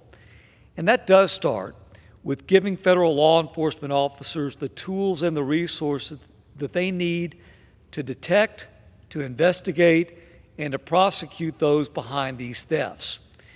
We also have to ensure that victims of mail theft are taken care of and that they can access timely relief. And that's why this bill, H.R. 1155, the Recovery of Stolen Checks Act, is so important. Right now, it can take months and months for the IRS to issue a replacement check for a stolen check, for a stolen refund check. That's a long time. And due to the frequency of mail theft that's happening right now across this great nation, many taxpayers are having their replacement checks get stolen as well. This is truly not acceptable. And these outdated IRS regulations are partially to blame. So the IRS current process really makes no sense. It exasperates check fraud. It creates more bureaucratic hurdles for U.S. taxpayers and ultimately makes it more difficult for Americans to access their hard-earned dollars. For many American families, a delay in getting their tax refund has the potential to cause serious financial strain. This bill, the Recovery of Stolen Checks Act, will give victims of mail theft the option to receive their replacement payment through direct deposit instead of having to risk mailing another check. This is a simple fix, Mr. Speaker, and it will help expedite relief to affected taxpayers, keep government checks out of the hands of criminals, and ultimately make our government more efficient. Mr. Speaker, I urge all of our colleagues to support this bipartisan common sense piece of legislation which passed out of the Ways and Means Committee unanimously by a vote of 41-0. And with that, Mr. Speaker, I'll yield back. The gentleman reserves. The gentleman from Missouri reserves. The gentlelady from Alabama is recognized. Mr. Speaker, I have no further speakers, and I'm prepared to close. The gentlelady is recognized. Mr. Speaker, I am excited about the strong bipartisan support that H.R. 1155, the Recovery of Stolen Checks Act, has received. The bill will take a critical step towards combating financial fraud and protecting hard-earned Americans from falling victim to check theft. Each year, countless Americans are targeted by criminals who steal and fraudulently cash their checks, causing financial hardship and eroding the trust in our banking system. It happens not just in tax refunds. As my colleagues have indicated, increasingly Social Security and SNAP benefits are also being stolen by these criminals. This bill strengthens law enforcement ability to investigate and prosecute these crimes, ensuring that victims can recover the money and that the criminals are held accountable. I urge my colleagues to support this legislation for at least these 3 reasons. First, that the bill protects consumers from financial harm. Check fraud is not just an inconvenience, it is a financially devastating to many families. When a check is stolen and cashed by criminals, victims are often left in a difficult situation. Secondly, this bill will also strengthen law enforcement's ability to combat check fraud. Criminals have become more sophisticated in their methods, and law enforcement needs stronger tools to fight back. And lastly, a financial system that cannot protect its users from fraud is a system in jeopardy. If consumers and businesses lose faith in their ability to securely conduct transactions, our economy suffers as a whole. H.R. 1155 ensures confidence in our banking system by ensuring that stolen checks can be recovered and that perpetrators face real consequences. Mr. Speaker, check fraud is a growing problem, but today we, in a bipartisan way, in the Ways and Means Committee, are finally taking common sense decisive action. This bill passed unanimously out of our committee, and I look forward to it passing unanimously out of this House. It is once again an opportunity for Republicans and Democrats to put partisanship aside and work together for the American people. With that, I yield back the balance of my time. The gentlelady yields. The gentleman from Missouri is recognized. Mr. Speaker, this legislation will not only help taxpayers who have been victims of fraud, but it will also help combat fraud by eliminating opportunities for criminals to strike a second time. Check fraud is a major challenge in this country and has grown exponentially over the past several years. In fact, in 2022, the Treasury Department's Financial Crimes Enforcement Network reported over 680,000 instances of check fraud, doubling the previous year's total. In such an environment, it is unacceptable that at this moment the IRS does not have processes and procedures in place for taxpayers to request a replacement check through direct deposit. This bill is a simple solution to a serious and costly problem. I encourage all of my colleagues to support its passage, and I yield back the remainder of my time. The gentleman yields back. The question is, will the House suspend the rules and pass H.R. 1155 as amended? Those in favor will say aye. Aye. Those opposed, no. In the opinion of the chair, 2/3 being in the affirmative, the rules are suspended, the bill is passed, and without objection, the motion to reconsider is laid on the table. For what purpose does the gentleman from Missouri seek recognition? Mr. Speaker, I move to suspend the rules and pass the bill H.R. 1491, the Disaster-Related Extension of Deadlines Act, as amended. The clerk will report the title of the bill. Union Calendar Number 30, H.R. 1491, a bill to amend the Internal Revenue Code of 1986 to make the postponement of certain deadlines by reason of disasters applicable to the limitation on credit or refund, and to take postponements into account for purposes of sending collection notices. Pursuant to the rule, the gentleman from Missouri, Mr. Smith, and the gentleman from California, Mr. Panetta, each will control 20 minutes. The chair recognizes the gentleman from Missouri. Mr. Speaker, I ask unanimous consent that all members have 5 legislative days to revise and extend their remarks and submit extraneous material on the bill under consideration. Without objection. Mr. Speaker, I yield myself such time as I may consume. The gentleman is recognized. Thank you, Mr. Speaker. I rise today in support of H.R. 1491, the Disaster-Related Extension of Deadlines Act, introduced by my Ways and Means colleagues, Representatives Murphy and Panetta. Both of their home states, North Carolina and California, respectively, are no strangers to the toll of natural disasters. This legislation corrects a discrepancy that can deny Americans affected by natural disaster their rightful tax refund. Often the IRS postpones the filing and payment deadline for taxpayers impacted by a natural disaster. Understandably, some taxpayers living in a disaster area choose to file their taxes and wait to pay the tax bill at a later date, freezing up resources to instead help replace the items that they've lost. For the average taxpayer who requests a filing extension, the deadline to claim a tax refund or credit for that tax year is also extended. Not so for the victims of natural disasters. They do not receive the same amount of additional time to claim a tax credit or refund as taxpayers who request filing extensions. This situation is fundamentally unfair. It potentially denies Americans affected by a natural disaster their rightful tax refund that they would have otherwise received had they not been struck by a natural disaster and simply requested a filing extension. This bill provides a straightforward solution that would fix this issue. Victims of natural disasters would have additional time to claim a refund in the same way that those who request a filing extension receive additional time. I urge my colleagues to stand with taxpayers and provide this measure of tax relief to victims of natural disasters. I reserve the balance of my time. The gentleman reserves. The gentleman from California, Mr. Panetta, is recognized. Thank you, Mr. Speaker. I yield myself such time as I may consume. The gentleman is recognized. Thank you.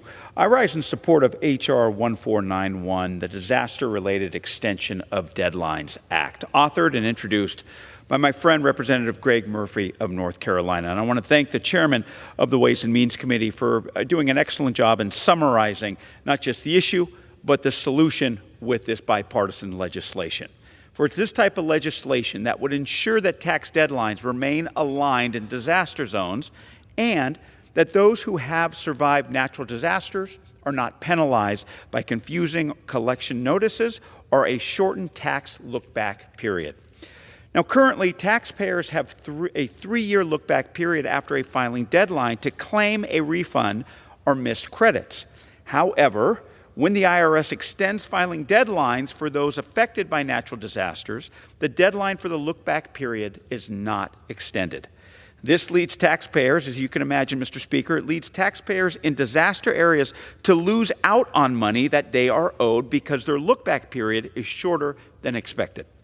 This bill would fix that by aligning the look-back period with the postponed tax deadline for disaster zones. Additionally, this bill solves the problem of misaligned deadlines and confusing collection notices after a natural disaster. Because current law requires the IRS to send a notice and demand for payment of tax within 60 days of processing a tax filing, individuals in disaster zones who file early but wait to pay often get confusing notices and demands for payment. These notices are sent long before payment is due and also cause panic and confusion during the difficult task of disaster recovery. This bill, again, would fix that issue by requiring the IRS to take into account tax deadlines postponed because of disasters when issuing collection notices. It can take years to financially recover from a natural disaster, as many of us in this House have experienced with our constituents. Ensuring those recovering that can claim what they are owed and do not have to worry about confusing collection notices is the absolute least that we can do. This bill is an easy win, and it is the type of policy that makes government work and improves people's lives that we should be focused more on in Congress. This bill is an example of how government should help people. We're providing a plan based on a law that would help the government better serve people, especially in a time of need. This is why we should come together and support the Bipartisan Disaster-Related Extension of Deadlines Act. I urge my colleagues to support this bill that would help our government be better in helping those constituents in times of need all across this country. Thank you, Mr. Speaker. I reserve the balance of my time. The gentleman reserves. The gentleman from Missouri is recognized. Thank you. I yield as much time as he may consume to the gentleman from North Carolina, my favorite member from North Carolina's 3rd Congressional District, Dr. Murphy. Thank you, Mr. Speaker. The gentleman from North Carolina is recognized. Thank you, Mr. Chairman. I rise today in support of my legislation, H.R. 1491, the Disaster-Related Extension of Deadlines Act. I'm blessed to live in eastern North Carolina, which is all too familiar with the devastation caused by natural disasters. For coastal Carolina, it's not a question of if, but rather a question of when a hurricane will hit my district. We stick out far in the ocean and have a big bullseye target on us. We're still recovering from Hurricane Florence, which occurred in 2018. Despite being 7 years ago, there are still homes and businesses still shuttered from the damage of that powerful hurricane. It's now been 6 months since the nation observed the decimation that Hurricane Helene wreaked upon western North Carolina. It's been one of the most devastating disasters in our nation's history. This historic storm led a catastrophic loss of life and property to our neighbors in the west. In just 18 hours, over 30 inches of rain came down in some areas, which surged downhill into rivers and valleys, causing close to $80 billion in damage and resulting in over 100 deaths. Entire towns and communities were completely destroyed and washed away. It will take years, if not a decade, for western North Carolina to fully recover from the damage inflicted by Hurricane Helene. Since that time, we have come a long way. Western North Carolina is still reeling from the effects of Hurricane Helene and will continue to feel the effects of that storm for years to come. It is important that Congress provide as much relief as soon as possible to these victims. H.R. 1491, the Disaster-Related Extension of Deadlines Act, has two important provisions that would not only help those impacted by Hurricane Helene, but all disaster victims nationwide. The first provision amends the look-back period to ensure victims of disasters have additional time to claim funds or credits that they previously missed out upon. Additionally, H.R. 1491 contains another provision which would prevent disaster victims from receiving collection notices indicating that they owe the IRS funds despite a postponement of tax filing. When someone suffers a natural disaster, the last thing on their minds is their tax liability. They're trying to put a roof over their head, find food for their family, and clothing for their children. I cannot begin to describe the sheer physical and emotional damage that these people suffer. In the case of Hurricane Helene, we saw thousands of homes and businesses literally washed and wiped out overnight. Victims are still and will continue to process the trauma from that occurrence. But North Carolinians are resilient. It's been heartening to see the entire North Carolina delegation come together and provide support for those in the western part of the state. Furthermore, the contributions of first responders, nonprofits, and concerned private citizens from all across the state have greatly improved response efforts. It may take years, but our neighbors in the West know that they have the full backing of everyone in North Carolina as they continue to recover. This is not a Republican issue nor a Democrat issue. It's an American issue. All of us are at risk to suffer from national disasters. In these difficult times, we must come together as Americans to pass common sense legislation, like H.R. 1491, to ensure that victims of national disasters are not burdened by our tax code. I'd like to thank my colleague, Congressman Jimmy Panetta, for his partnership on this critical issue.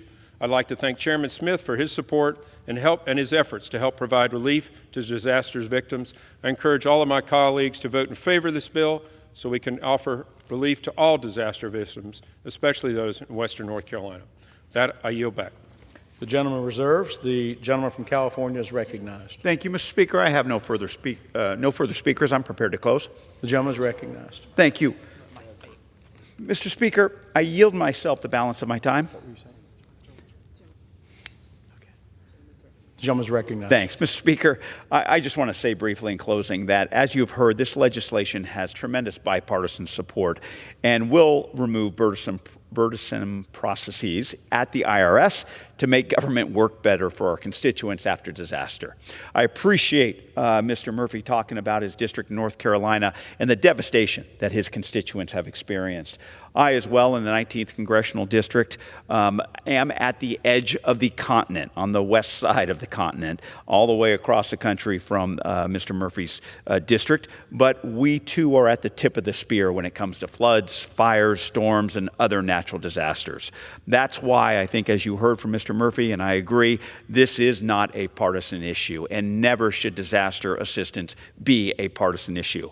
That's why this has full bipartisan support, because full financial recovery after a natural disaster can take years, and aligning tax deadlines from the IRS is the absolute least that we can do for our constituents who are rebuilding their lives.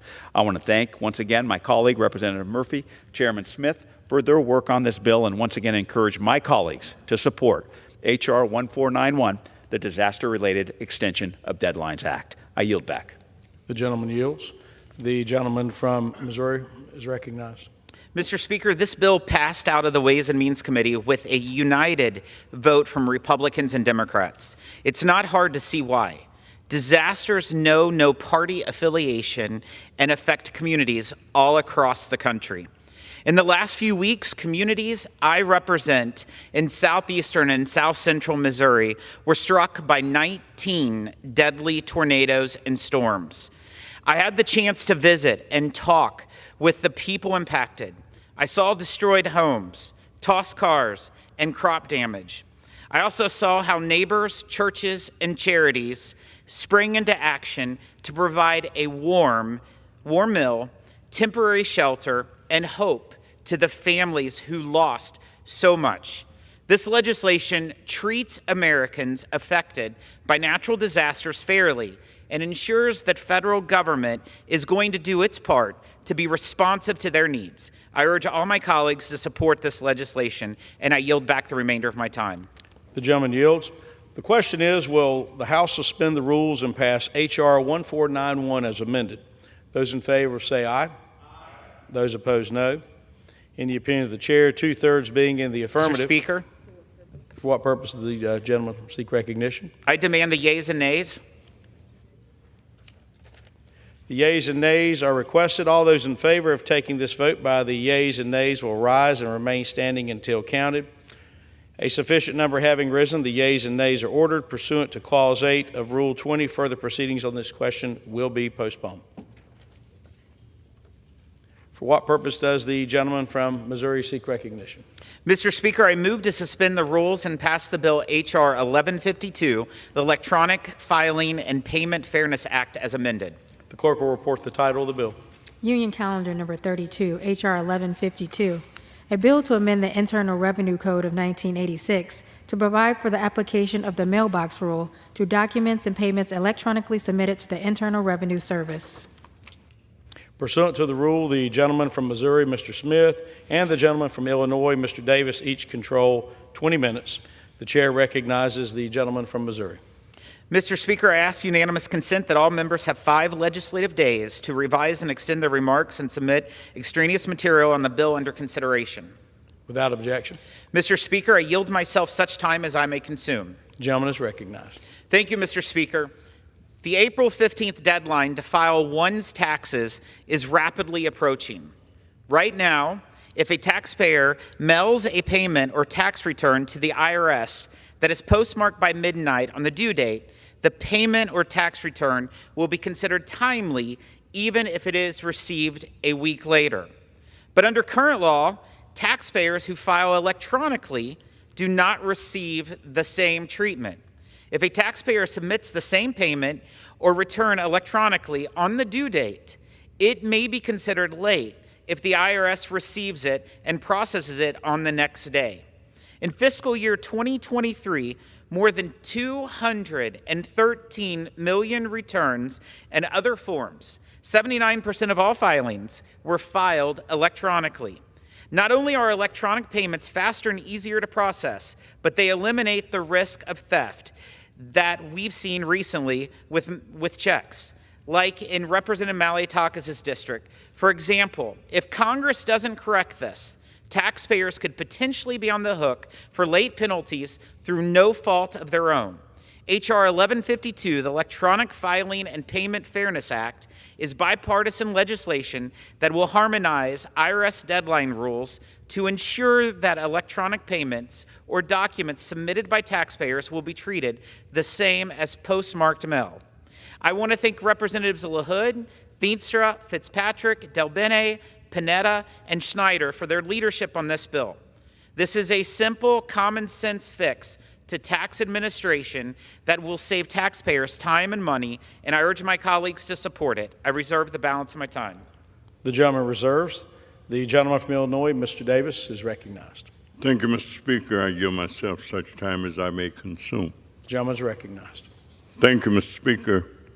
I rise in support of H.R. 1152, Electronic Filing and Payment Fairness Act. Taxpayers should have one clear deadline to file documents and make required payments. Under current law, payments on certain documents that are mailed to the IRS are considered timely filed as long as they are postmarked by midnight on the due date. This is called the mailbox rule. However, if a taxpayer submits certain payments or documents to the IRS electronically on a given due date, but they're not processed until the next day, they would be considered late. This bill amends the Internal Revenue Code to allow the mailbox rule to extend to electronic tax payments and documents. The IRS should not treat taxpayers who choose to file electronically differently than those who file by mail. This bill would ensure the same standard to all Americans regardless of how they file. And I reserve the balance of my time. The gentleman reserves. The gentleman from Missouri, Mr. Smith, is recognized. I yield as much time as he may consume to the gentleman from Illinois, the sponsor of this legislation, Mr. LaHood.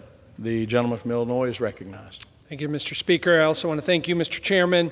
I rise in strong support of my bill, the Electronic Filing and Payment Fairness Act. This common sense bill, which has been included in the National Taxpayer Advocate's Purple Book of legislative recommendations, would amend the tax code to apply the, quote, mailbox rule to electronic submissions of payments and documents to the Internal Revenue Service. As the chairman articulated, under current law, if a taxpayer physically mails a payment or tax return to the IRS that is postmarked on the due date, that payment or tax return is considered timely, even if it is received a week later. If a taxpayer submits the same payment or return to the IRS electronically on the due date, however, it is considered late if the IRS receives or processes it the following day. This disparity punishes taxpayers electing to correspond with the IRS electronically, which should be the preferred method of communication this day and age. I want to thank Chairman Smith for his leadership for making tax administration and improved efficiencies a priority within the Ways and Means Committee. I also want to thank my bipartisan co-leads on this bill, Representatives Del Bene, Feenstra, Schneider, Fitzpatrick, and Panetta.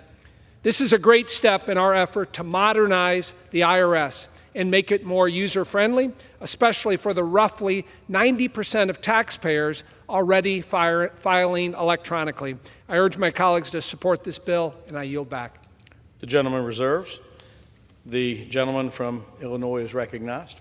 Mr. Speaker, I have no further request for time, so I'm prepared to close. The gentleman is recognized. Thank you, Mr. Speaker. H.R. 1152 is a narrowly targeted bill that can provide meaningful help and assurance to taxpayers. I urge my colleagues to support it and yield back the balance of my time. The gentleman yields. The gentleman from Missouri, Mr. Smith, is recognized. Thank you, Mr. Speaker. The bill before us is simple. Those taxpayers who will be filing their taxes electronically on April 15th, just a couple of weeks from now, should be treated the same as taxpayers who use postmarked mail. Unfortunately, under current law, that is not always the case.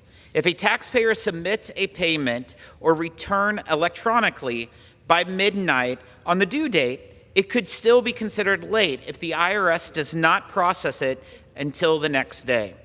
H.R. 1152, the Electronic Filing and Payment Fairness Act, will harmonize IRS deadline rules so taxpayers receive equal treatment whether they file electronically or through the mail. I urge my colleagues to support this common sense legislation and help level the playing field for American taxpayers. I yield back the remainder of my time. The gentleman yields. The question is, will the House suspend the rules and pass H.R. 1152 as amended? Those in favor will say aye. Aye. Those opposed, no. In the opinion of the chair, 2/3 being in the affirmative, the rules are suspended, the bill is passed, and without objection, the motion to reconsider is laid on the table.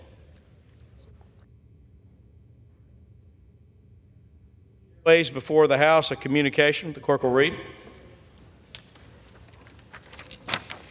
The Honorable, the Speaker, House of Representatives, sir, I write to respectfully tender my resignation as a member of the Committee on Education and Workforce. It has been an honor to serve in this capacity.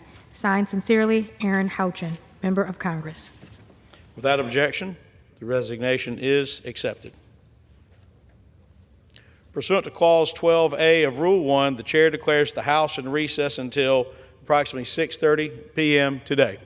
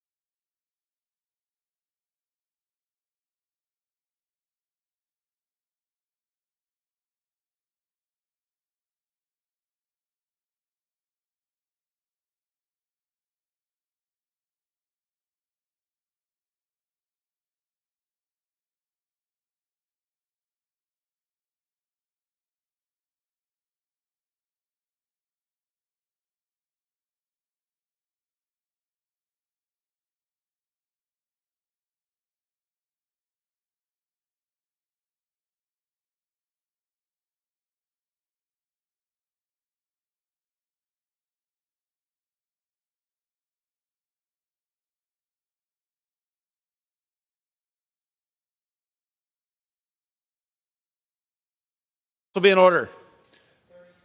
Proceedings will resume on questions previously postponed. Votes will be taken in the following order.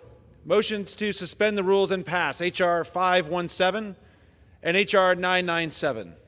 The first electronic vote will be conducted as a 15-minute vote. Pursuant to Clause 9 of Rule 20, remaining electronic votes will be conducted as 5-minute votes. Pursuant to Clause 8 of Rule 20, the unfinished business is to vote on the motion of the gentleman from Missouri, Mr. Smith, to suspend the rules and pass H.R. 517 as amended, on which the yeas and nays are ordered. The clerk will report the title. Union Calendar Number 31, H.R. 517, a bill to amend the Internal Revenue Code of 1986 to modify the rules for postponing certain deadlines by reason of disaster. The question is, will the House suspend the rules and pass the bill as amended? Members will record their votes by electronic device. This is a 15-minute vote.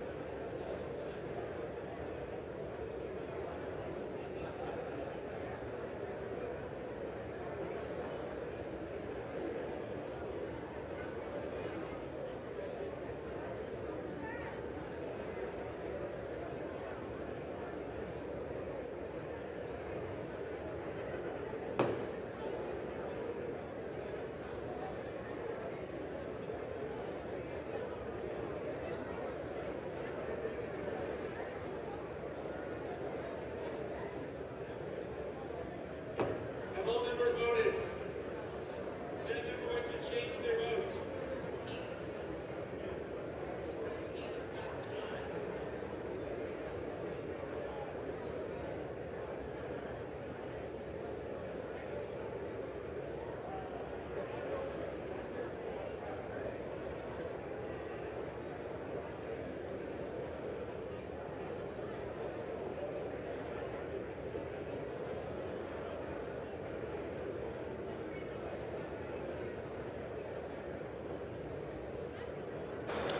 On this vote, the yeas are 388 and the nays are 0, with none recorded as present. 2/3 being in the affirmative. The rules are suspended. The bill is passed, and without objection, the motion to reconsider is laid upon the table. Pursuant to Clause 8 of Rule 20, the unfinished business is to vote on the motion of the gentleman from Missouri, Mr. Smith, to suspend the rules and pass H.R. 997 as amended, on which the yeas and nays are ordered. The clerk will report the title. Union Calendar number 33, H.R. 997, a bill to amend the Internal Revenue Code of 1986 to conform to the intent of the Internal Revenue Service Restructuring and Reform Act of 1998, as set forth in the joint explanatory statement of the Committee of Conference accompanying Conference Report 105-599, that the National Taxpayer Advocate be able to hire and consult counsel as appropriate. The question is, will the House suspend the rules and pass the bill as amended? Members will record their votes by electronic device. This is a 5-minute vote.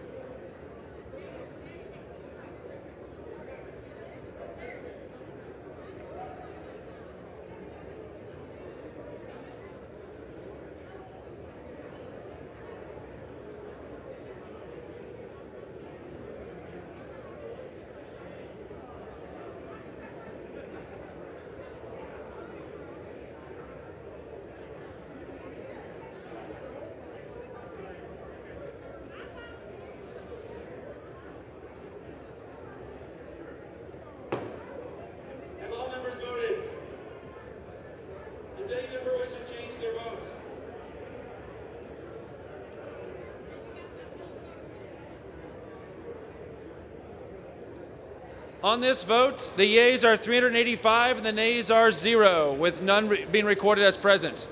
2/3 being in the affirmative, the rules are suspended, the bill is passed, and without objection, the motion to reconsider is laid on the table.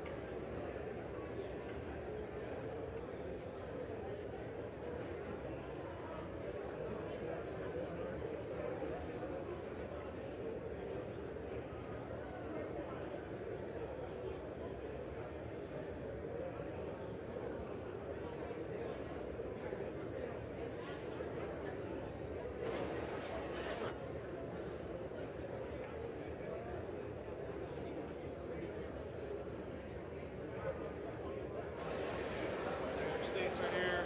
Once they clear out,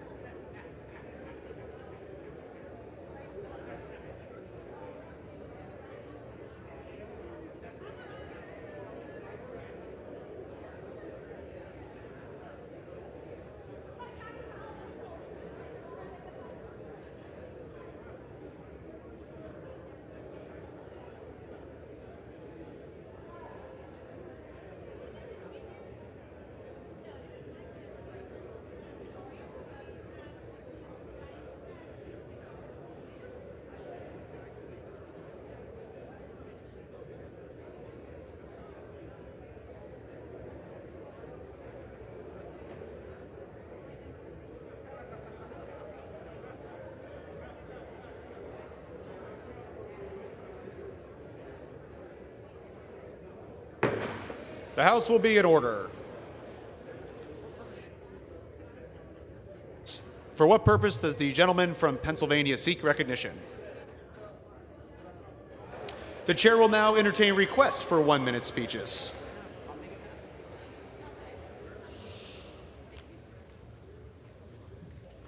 Mr. Speaker, request unanimous consent to address the House for 1 minute and revise and extend my remarks. Without objection, the gentleman is recognized for 1 minute. Thank you, Mr. Speaker. Mr. Speaker, I rise to recognize National Vietnam War Veterans Day, a time to honor the brave men and women who served. This past Saturday, we marked the National Vietnam War Veterans Day. 52 years ago, on March 29, 1973, the last U.S. combat troops departed Vietnam, marking the end of direct U.S. involvement. Yet, for too many of those who returned home, there were no parades, no celebration, only silence where gratitude should have been. Yet they carried the burden of their service with dignity. Despite this, they bore the weight of their service. Many were drafted, but all answered the call with honor and distinction. They not only served with valor, but also took it upon themselves to ensure their sacrifice would never be forgotten. The Vietnam Veterans War Memorial in Washington, D.C. was built entirely through private donations, a testament to their dedication to one another and to the 2.7 million service members who served in Vietnam. Mr. Speaker, we all know someone who served in Vietnam. They are our friends, our family, our neighbors. It is long overdue that we salute them, but it is never too late to show our gratitude. May God bless our Vietnam War veterans today and always, and welcome home. Thank you, Mr. Speaker, and I yield back the balance of my time. For what purpose does the gentlewoman from Oregon seek recognition? I ask unanimous consent to address the House for 1 minute and to revise the Without objection, the gentlewoman is recognized for 1 minute.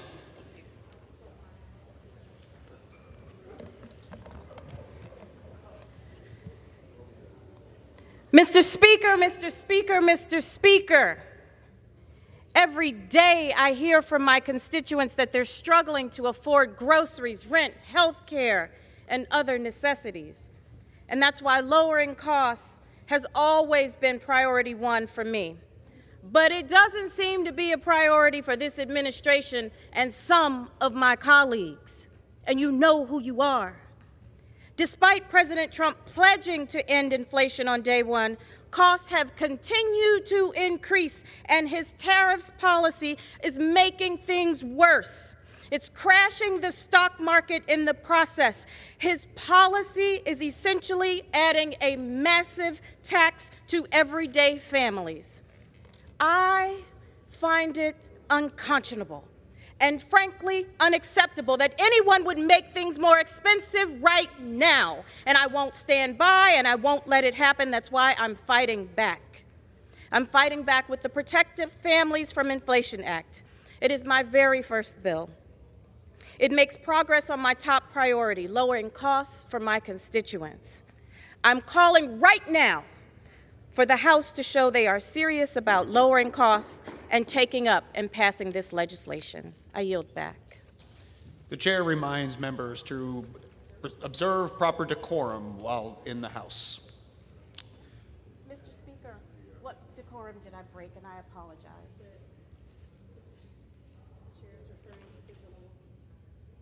The chair is referring to the gentlewoman's attire.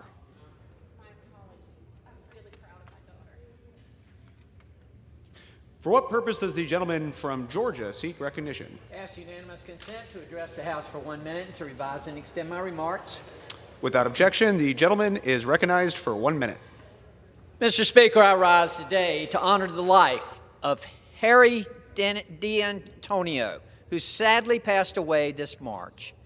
A Florida native and graduate of the University of Central Florida, Harry began his career in broadcast journalism, reporting on local policy at several TV news stations across the South.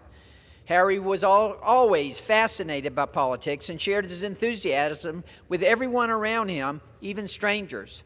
After moving to Atlanta, Georgia, Harry found his passion within the commercial real estate space and dedicated the rest of his life to serving his clients' needs. Harry co-founded Icon Commercial and proudly served as its president for 29 years. Best known for working with Atlanta-based companies such as Home Depot and UPS, Harry's 33 years in the commercial real estate industry directly helped Georgia businesses thrive. Harry is survived by his children, Michael, Nicholas, Isabel, Max, and Jackson. He will always be remembered as the best father who dedicated his entire life to the well-being of his children. My thoughts and prayers are with his family and friends of the D'Antonios during this time. May Harry's memory be a blessing. Thank you, Mr. Speaker, and I yield back. For what purpose does the gentlewoman from North Carolina seek recognition? For unanimous consent to address the House for 1 minute and to revise and extend my remarks. Without objections, the gentlewoman is recognized for 1 minute. Thank you, Mr. Speaker. I rise today to recognize Women's History Month on this last day of March. Every year during this month, we celebrate the countless contributions that women have made throughout America's history. This includes women of color, immigrant women, women with disabilities, lesbian and trans women, and others who have led the charge in pushing America forward and advancing the ideals of equity and justice for all. But since Trump has taken office, women in my district and across the country are being targeted by harmful orders and policies and are feeling the direct impacts of this administration's extreme actions. Republicans also recently passed a budget which includes billions in cuts for community projects in districts across the country, many of which were intended for domestic violence shelters, youth community centers, and child care centers. The same bill also directed that the Energy and Commerce Committee make at least $800 billion in cuts. This would require deep cuts to Medicaid specifically, which helps provide coverage for over 40% of births in the United States. This administration can try to erase the word from women from government, but it will not erase us. I yield back. For what purpose does the gentlewoman from Michigan seek recognition? Without objections, the gentlewoman is recognized for 1 minute. You know, the SAFE Act is not about protecting elections. It's about silencing voters, and it's voter suppression, plain and simple. You know, the so-called SAFE Act is, also attacking, of course, the voting rights and access to the ballot box. But this bill would create unnecessary new barriers that would disenfranchise millions of Americans. This bill would also increase the purges of registered voters, literally kicking people off the list. Federal law, very clearly, federal law already prohibits non-citizens from voting in federal and state elections. Over 21 million Americans lack easy access to these documents that this law would require for voter registration. The SAFE Act would target marginalized communities like those in my community and, of course, impacting people of color, naturalized citizens, and low-income folks. 69 million American women would also be unable to register to vote simply because they changed their last name after they got married. We need to pass legislation to stop billionaires from buying our elections, not making it harder for the American people to vote. So I'm going to vote no on this bill. Again, I did it last term, and I'm going to do it again. Shame on those that continue to support this kind of legislation. Time has expired. For what purpose does the gentleman from Indiana seek recognition? I ask unanimous consent to address the House for 1 minute. Without objection, the gentleman is recognized for 1 minute. Mr. Speaker, it is with great respect that I rise to celebrate Women's History Month and its 2025 theme, Moving Forward Together, Women Educating and Inspiring Generations. I would like to honor Ms. Janice Jordan, a lifelong educator who shaped the lives of countless students as a teacher and administrator at the school city of East Chicago for 33 years. And since 2023, Ms. Jordan has taught preschoolers at St. Mark Early Learning Academy, a Head Start facility in Gary, Indiana. Outside of the classroom, Ms. Jordan is an active member of the Mount Moriah Missionary Baptist Church, a sister of the Delta Sigma Theta sorority, and a volunteer with the Gary Literacy Coalition, demonstrating her unwavering commitment to community service and education. Her philosophy in life is set the atmosphere, engage the community, and get to work. As we celebrate Women's History Month, let us follow Ms. Jordan's philosophy and recognize the service of so many extraordinary women who have dedicated their lives to education, mentorship, and leadership. With that, I yield back. For what purpose does the gentlewoman from Maryland seek recognition? Mr. Speaker, I ask unanimous consent to address the House for 1 moment and to revise and extend my remarks. Without objection, the gentlewoman is recognized for 1 minute. Mr. Speaker, I rise today to urge my colleagues to support the Strengthening Agency Management and Oversight of Software Assets, SOMOSA Act. I was proud to co-lead and introduce this bill alongside Oversight Committee Ranking Member Connolly. This bipartisan legislation is a crucial step towards improving the efficiency and accountability of federal software purchasing. The SOMOSA Act will require agencies to conduct comprehensive assessments of their software licensing practices and create a clear inventory and independent audits to identify and eliminate redundancies. By adopting enterprise licensing agreements, agencies will have greater negotiating power and ensure that our government is getting the best value for our taxpayer dollars. This bill takes a common-sense, data-driven approach to reduce unnecessary costs, to streamline software purchasing, and improve transparency across the government. Further, not only will this save money, it will also strengthen our cybersecurity efforts and modernize our IT infrastructure in a smart way. I am confident that the SMOSA Act will bring real change. Thank you, and I yield my time. For what purpose does the gentlewoman from Ohio seek recognition? Without objection, the gentlewoman is recognized for 1 minute. Mr. Speaker, I rise today to introduce the Law Enforcement Training for Mental Health Crisis Response Act of 2025. This bill is a bipartisan effort alongside with Congresswoman Stephanie Bice of Oklahoma. Our goal is to ensure our officers have the tools they need to effectively and safely respond to mental health emergencies. Every day, law enforcement officers across our nation are called to situations where individuals are experiencing mental health crises. These moments can be unpredictable, even volatile for all those involved. The reality is that 1 in 10 police calls involve a person struggling with mental illness. Too often, these encounters end in unnecessary harm. Our bill will provide much-needed federal support to train officers in crisis response techniques. It will advance their skills to de-escalate situations, and our goal is to de-escalate people with the care they need instead of the back of a squad car or a jail cell. By investing in training, we protect our communities and ensure those in crisis are met with highly trained law enforcement officers. I'm proud to work along with Congresswoman Bice and our colleagues to help our country become a safer, more healthy place for all. Thank you, Mr. Speaker, and I yield back. For what purpose does the gentleman from New York seek recognition? Mr. Speaker, I ask unanimous consent to address the House for 1 minute and to revise and extend my remarks. Without objection, the gentleman is recognized for 1 minute. Thank you very much, Mr. Speaker. This past Sunday, I had the great pleasure of attending the ceremony celebrating Reverend Lamont S. Granby's 15th pastoral anniversary. As the esteemed Reverend of Bronxville's First Baptist Church, he serves as the first African-American pastor in the church's 160 years. During the service, we heard a reading from Jeremiah 3:15, "Then I will give you shepherds after my own heart, who will lead you with knowledge and understanding." Reverend Granby is one of those shepherds. He has led his flock at the First Baptist Church with patience and understanding for these 15 years. He is well known throughout the Bronx and Westchester communities and has been a role model for the young people in our community with a steady, guiding presence. He is the dynamic leader of the 47th Precinct Clergy Coalition, bringing together faith leaders from across the North Bronx. At a time when there are many wolves in sheep's clothing claiming to be leaders, it is an honor to celebrate a true community leader, Reverend Lamont Granby. Here's to many more years serving the community of Westchester and the Bronx. Thank you, Mr. Speaker, and I yield back my time. For what purpose does the gentlewoman from New Mexico seek recognition?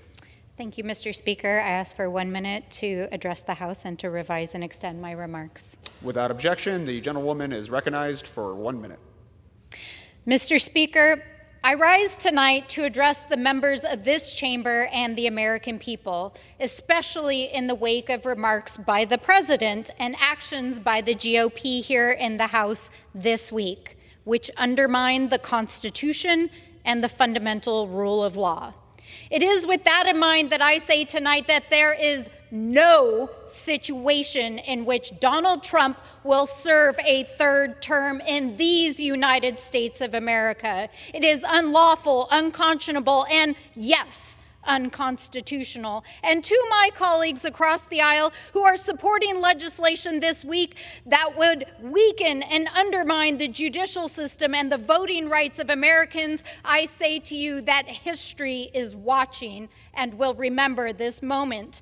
Did you stand with the American people and our democracy, or did you stand with a lawless administration who is unleashing chaos on our communities and our democracy and our nation? I encourage my colleagues, find your backbone, right your minds, and right your hearts, because history will remember. I yield back. Under the Speaker's announced policy of January 3rd, 2025, the gentlewoman from Texas, Ms. De La Cruz, is recognized for 60 minutes as the designee of the Majority Leader. Thank you, Mr. Speaker. I ask unanimous consent that all members have 5 legislative days to revise and extend their remarks and to submit extraneous material on the subject of this special order. Without objection.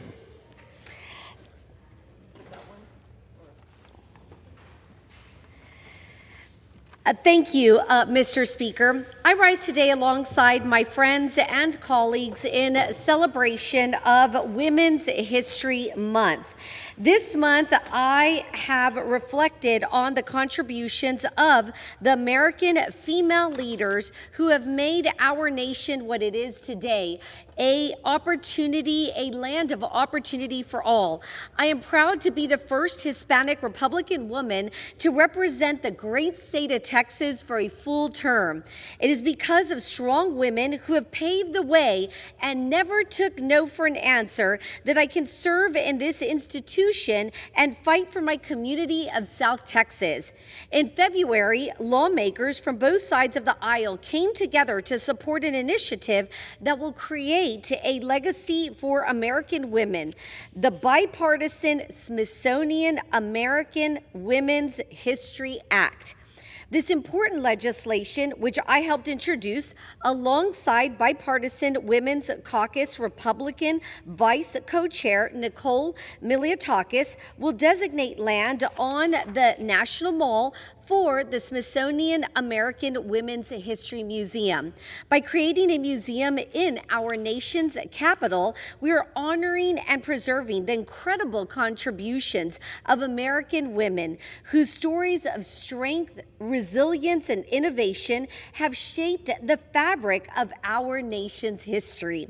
Trailblazing women deserve a dedicated space of recognition and reverence. Women like Susan B. Anthony, a pioneer and leader in women's suffrage. Harriet Tubman, the first American woman to run an underground railroad to help slaves reach freedom. And Sojourner Truth, a trailblazer in the anti-slavery movement, an advocate for women's rights. And Amelia Earhart, the first woman to bravely fly solo across the Atlantic. And we cannot forget our beautiful Selena Quintanilla, a South Texas icon, Grammy-winning singer, and the queen of Tejano music, who shattered glass ceilings and elevated the Tejano genre to the mainstream media. Today marks exactly 30 years since her tragic death, and we honor her passion for music and the lasting impression she has left on our Hispanic culture.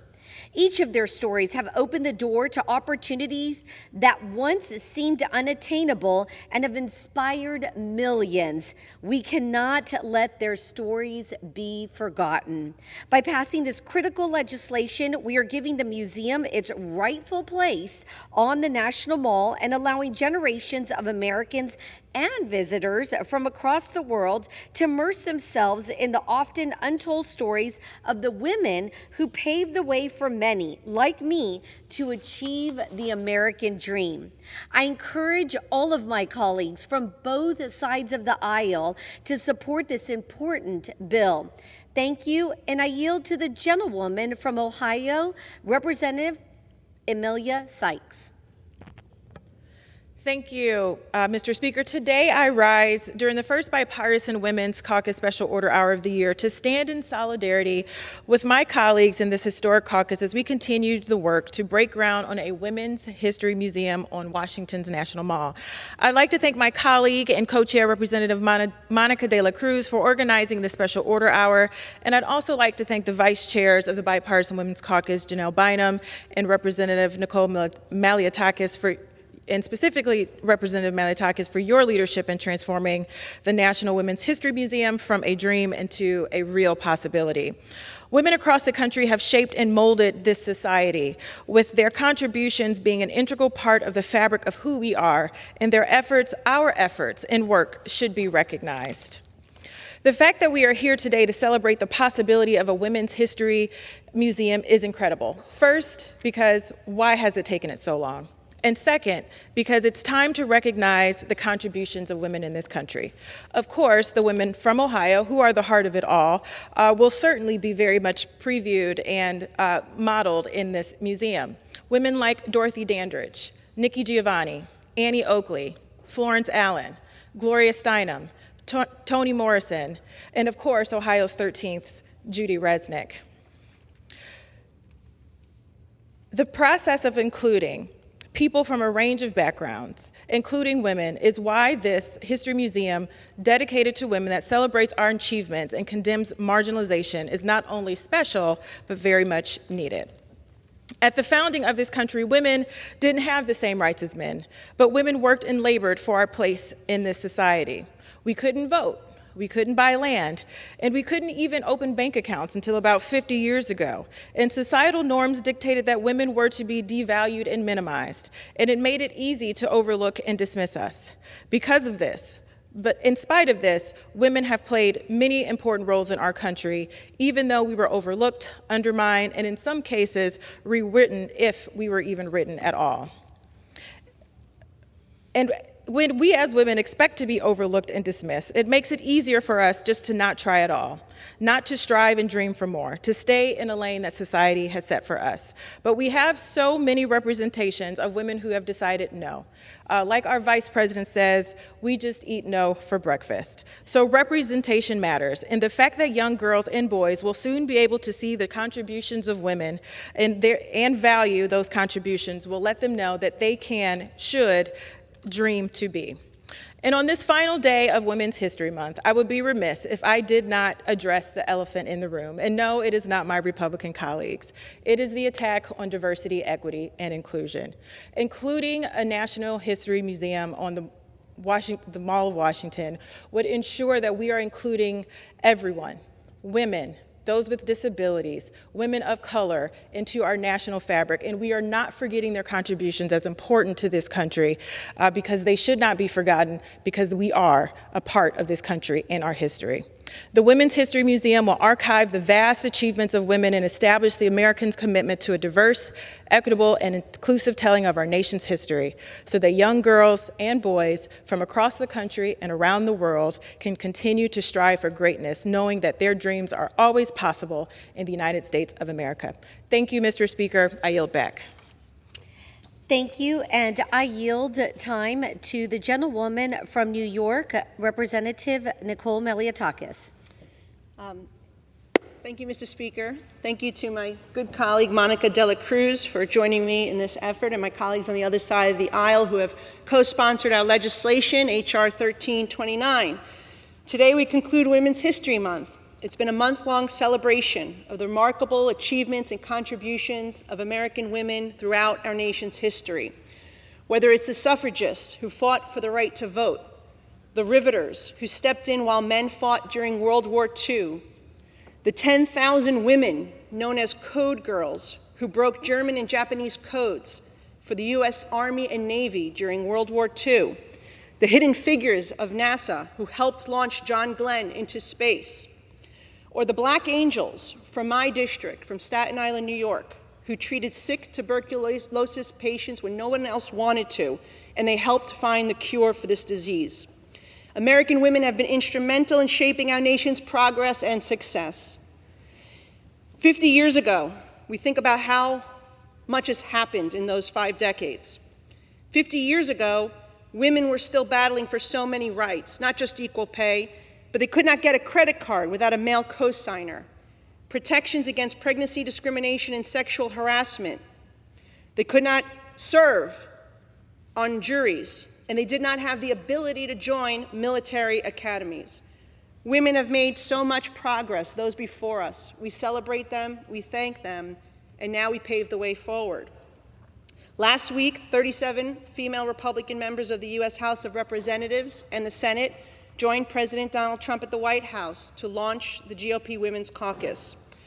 I want to remind my colleagues from the Republican side that it was the Republican Party who helped champion women's rights and protections. It was Republican Susan B. Anthony who led the suffrage movement. It was a Republican senator who sponsored the 19th Amendment to give women the right to vote. It was a Republican Congress that approved it, and it was a majority of Republican states that ratified it. 4 years prior, it was Republican Jeanette Rankin who made history in 1916 as the first woman elected to the U.S. House of Representatives. And in 1972, it was President Richard Nixon who signed Title IX into law, eliminating sex discrimination in education and in athletics, opening doors for female athletes to receive scholarships. In 1981, Sandra Day O'Connor, also a Republican, made history as the first woman confirmed to the U.S. Supreme Court, paving the way for greater female representation in our legal system. And most recently, President Trump authorized the Smithsonian American Women's History Museum in 2020, and in his first few days in his second term, signed an executive order to protect women in sports. Today, we are fighting to get that museum that was authorized in 2020 its rightful place on the National Mall. And I want to thank my colleagues from both sides of the aisle, nearly 100 members of this institution who have co-sponsored H.R. 1329 so we can transfer this land and get this museum built to honor the women both who are currently known and unknown, who have contributed so much and who have built our nation. This is one of our new caucus's priorities, and we must get it done in this term. Last week, something exciting happened at the White House.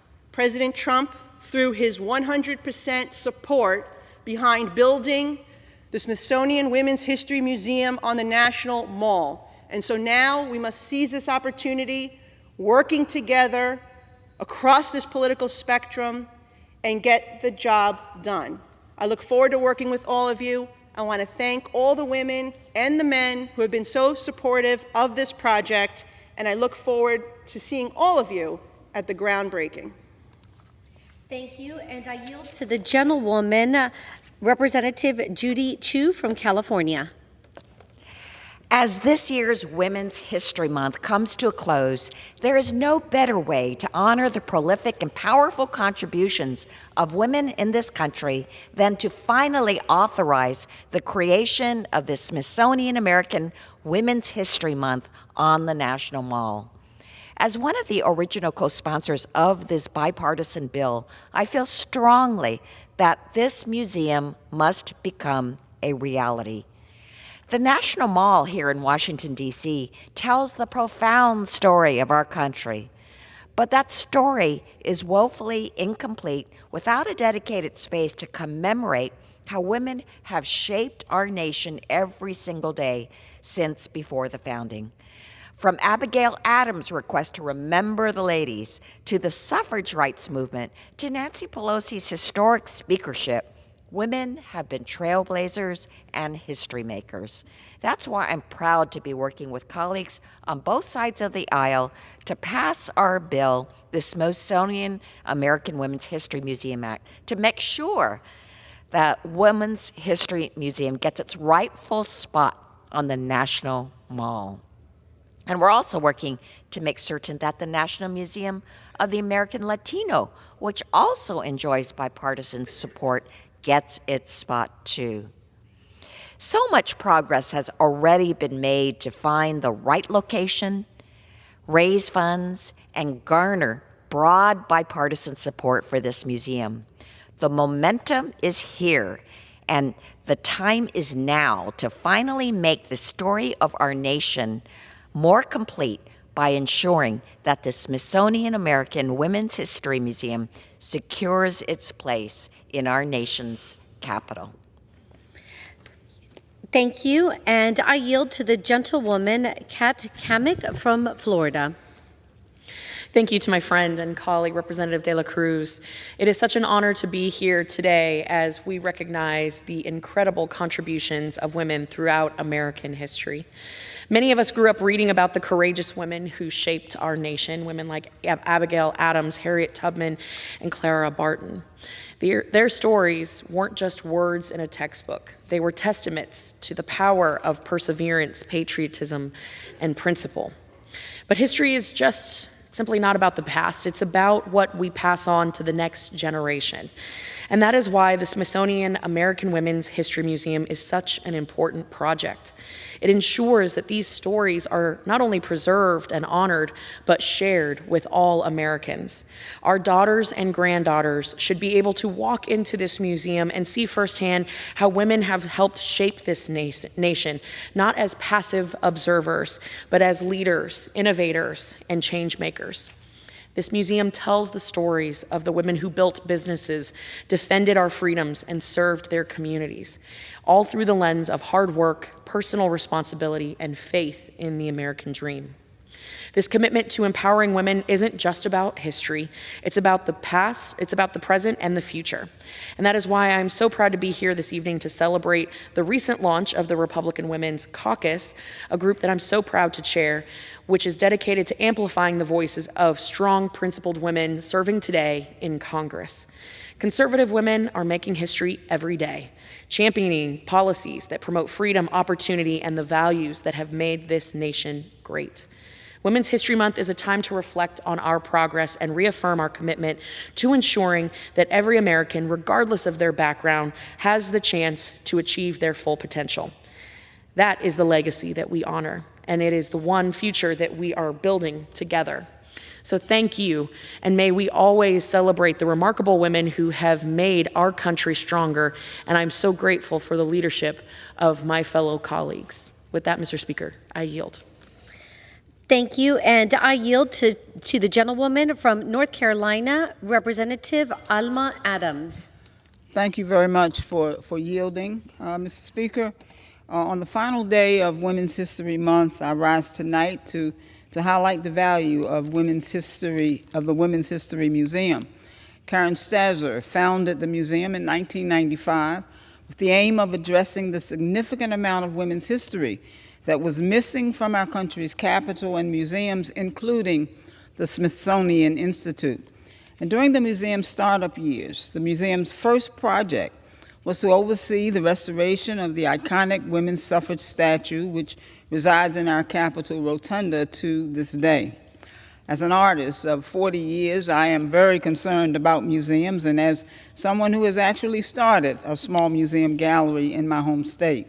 This museum also organized a traveling exhibition on women's suffrage, launched a popular newsletter called A Different Point of View, created a bipartisan honorary Congressional Advisory Council, and testified before Congress. Since its founding, the museum has played an integral role in uplifting and celebrating the many women in history who have had an impact on our society. Women like my mentor, artist, teacher, the late Eva Hamlin Miller. Now, too often these women's names are erased from our history books, our K-12 education, and even our museums. The Women's History Museum is a space where women can go to feel inspired and motivated to dream big. It's a place where women's legacy can live on, be celebrated, and not forgotten. One such woman I want to mention, Alma Thomas, comes to mind, an African-American artist who's now recognized as a major American painter of the 20th century, attended Howard University, and went on to be an educator at Shaw Junior High School here in D.C. She had a deep understanding of the importance of the arts in children's self-expression and created enrichment programs for her students.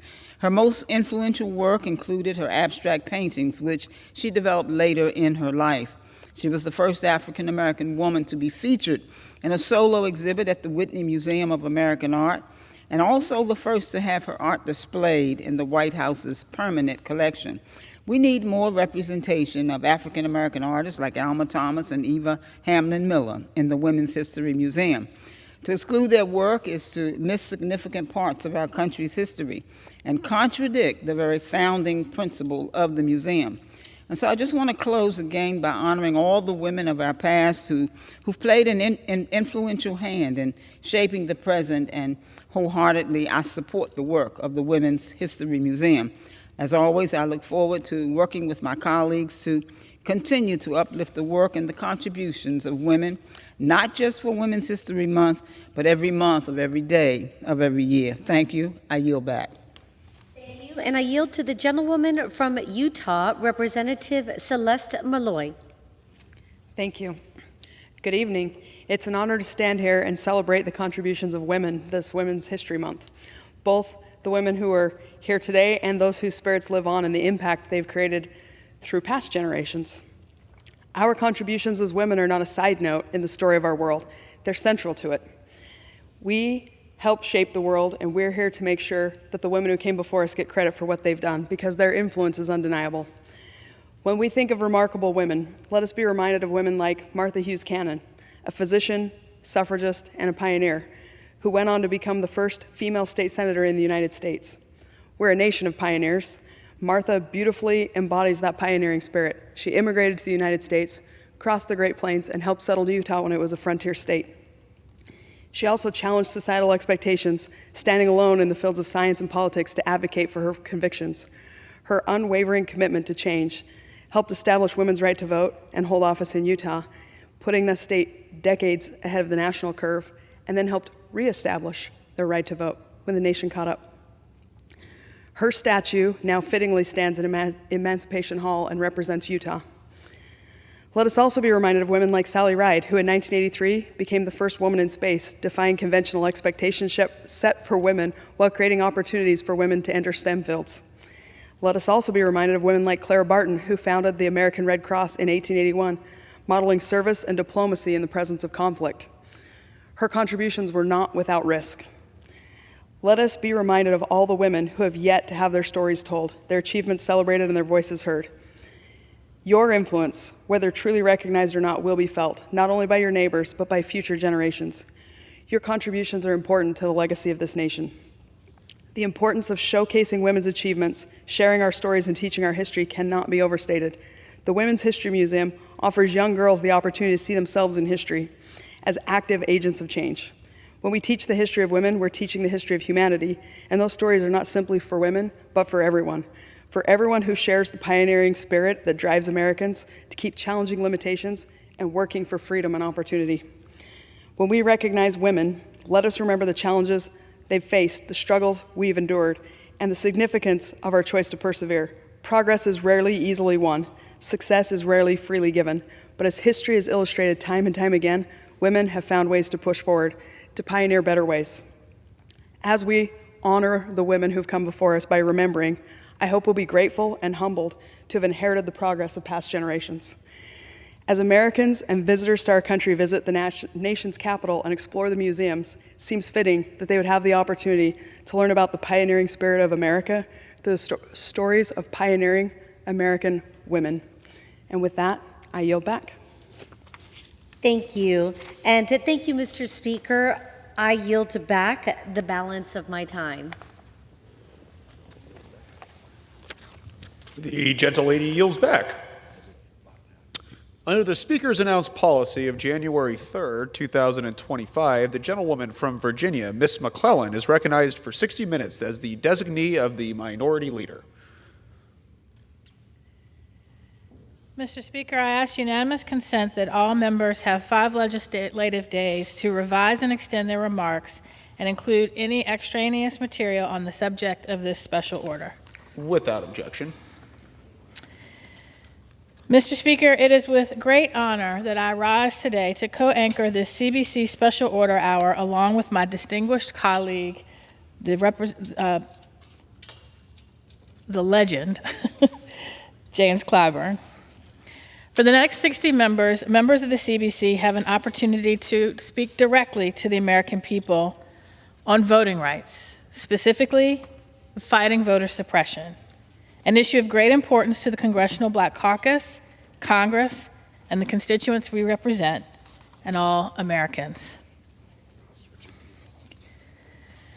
Mr. Speaker, the U.S. Constitution created a government by, of, and for we the people. As a child, I often reflected on exactly what that meant. What that means is it is a government that reflects the perspective of and therefore meets the needs of the people who participate. But for most of our country's history in the beginning, only white land-owning men could vote. That was changed in 1870 when the 15th Amendment opened the door for black men to vote by prohibiting the federal government and states from denying or abridging a citizen's right to vote on the account of race, color, or previous condition of servitude. And during Reconstruction, formerly enslaved and free black men voted and got elected to office. When Reconstruction ended, though, the former Confederate states passed new constitutions, including such things as literacy tests, poll taxes, felony disenfranchisement, to, in the words of E. Carter Glass in the Virginia Constitutional Convention of 1902, said these were intended to eliminate the darky as a factor in politics. They made no bones about what they were doing. Glass told his fellow convention delegates, "This plan of popular suffrage will eliminate the darky as a political factor in this state in less than 5 years, so that in no single county of the Commonwealth will there be the least concern felt for the complete supremacy of the white race in the affairs of government. And next to this achievement, in vital consequence, will be the inability of unworthy men of our own race, under altered conditions, to cheat their way into prominence." This was the first great backlash in American history to making progress towards making the ideals upon which our country was founded true for everyone. Enter my own family history. My great-grandfather in Alabama, around the same time, had to take a literacy test in order to be able to register to vote. In this literacy test, he was asked questions like, how many bubbles are in a bar of soap? And many other nonsensical questions that the person giving the literacy test could change the answer to based on who was answering the questions. But my great-grandfather was a community leader and teacher. He got all the questions right. And the registrar turned to his assistant and said a word I will never say other than in a direct quote: "I need more questions, because this nigger got them all right." My great-grandfather got the next set of questions right. Then he was told, "You must find 3 white men to vouch for your character to be able to register to vote." After much effort, he did it. And he voted in every election since. Now, the second great backlash occurred after the efforts of men like Dr. King and our former colleague, John Lewis, and members of the Congressional Black Caucus like Mr. Clyburn. And because of the Voting Rights Act, many of the things that my family suffered went away, like the poll tax. Mr. Speaker, when I took my oath of office on this floor 2 years ago, I took my oath of office on my father's Bible. It was an old, tattered Bible from the 40s. I didn't understand why he wouldn't get a new one. And often as we got to the anniversary of my father's passing, I would look through his Bible. And on January 5th, 2021, he was on my mind as Georgia elected the first black senator. I opened the Bible and an envelope fell out I had never noticed. And inside was his poll tax receipt from when he first registered to vote. And then I understood. He kept it in his Bible to remind him of the sacred right of the right to vote. And he kept this Bible, even when we tried to give him new ones. This was the one he used to write his sermons every Sunday. Now, the 24th Amendment banned poll taxes like my father and my grandfather had to pay. But my mother was not able to vote until after the Voting Rights of 1965 passed. Now, Mr. Speaker, I tell this story because I dare say every member of the Congressional Black Caucus has a story or two or several in their family. In fact, some members of the CBC themselves have these stories, as you'll probably hear. And all of this effort culminated in the Voting Rights Act that had an immediate impact on expanding the ability and the participation of Black Americans to vote. Until the Supreme Court gutted it in Shelby versus Holder because it said Congress had not created enough of a record to show that voter suppression still existed on the basis of race. But just like those delegates in the 1902 Virginia Convention, who when asked, well, when we give these literacy tests, how will we know if we don't explicitly say that it's on the basis of race? Those delegates had an answer. They knew it would be the person, up to the person, implementing the literacy test, just like with my great-grandfather, to determine whether the questions were right or wrong, and if they answered enough. Now, Congress has failed to restore the provisions that were gutted in the Voting Rights Act, and as a result, we have seen a wave of laws across the country, particularly in the South, throwing up barriers in the way of voting. This is the latest voter suppression in the backlash to progress. And now, our president, in an executive order issued, I believe, last week, and on the floor of this body this week, we will have Jim Crow 2.0, the poll tax of 2025, the SAVE Act, the requirement that every American citizen prove their citizenship. Well, why is that a poll tax, you might ask? Because the only documents allowed to prove your citizenship, other than a military ID, cost money. I'll give you some examples. The real ID, about $42. And these are all numbers that I've gotten based on research in either my state or federally. A passport, $130. Birth certificate from a state agency, that's $12 in Virginia. A consular report of birth abroad, $100. Certificate of citizenship, $1,385. Whether it is $2.12 that my father paid in 1947, or $1,385 that someone has to pay for a certificate of citizenship, it's a poll tax. It's illegal under our Constitution, and it is an effort at voter suppression. For women, we just heard as we celebrate the final day of Women's History Month, if your name is not the same today as on your birth certificate, you need a document to show the chain of custody of your name. That's more money.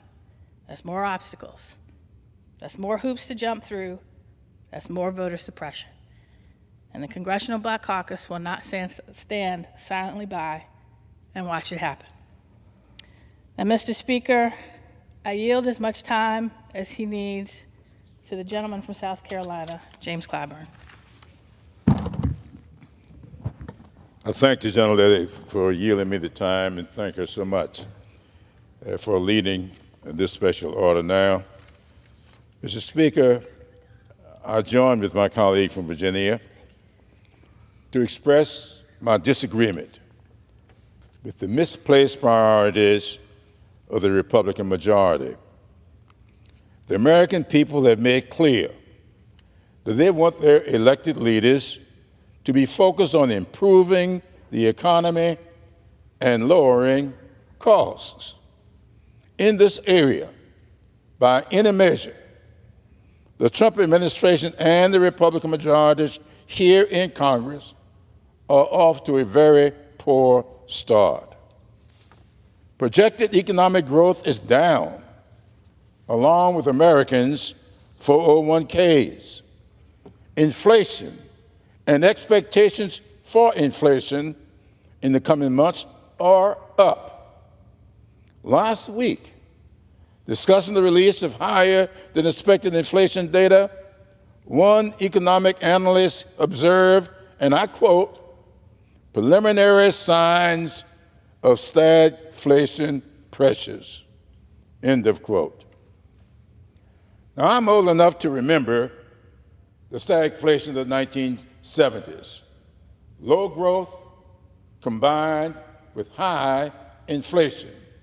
It was devastating then, and it would be devastating now. Unsurprisingly, consumer sentiment is down substantially.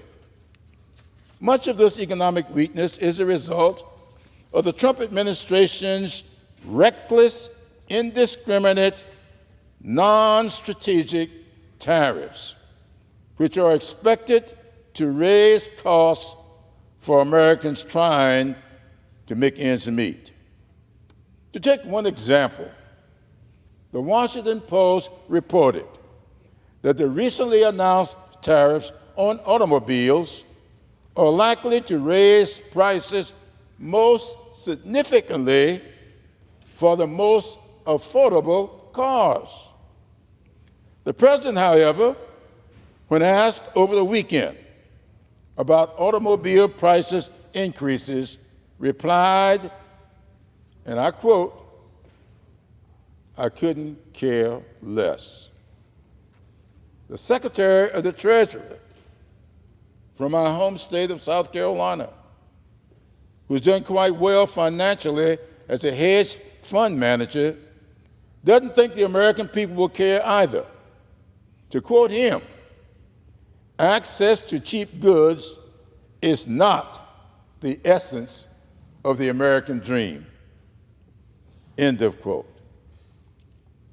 Clearly, Mr. Trump and Mr. Bassett have never struggled to make ends meet from paycheck to paycheck, and appear to view those who do with disdain.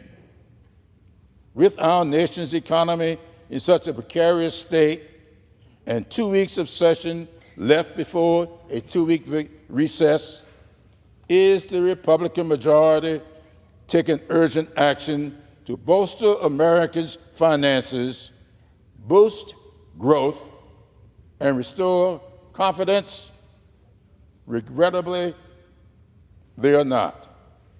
Instead, among other ill-advised items, they are tackling the so-called problem of non-citizens voting, which is already illegal.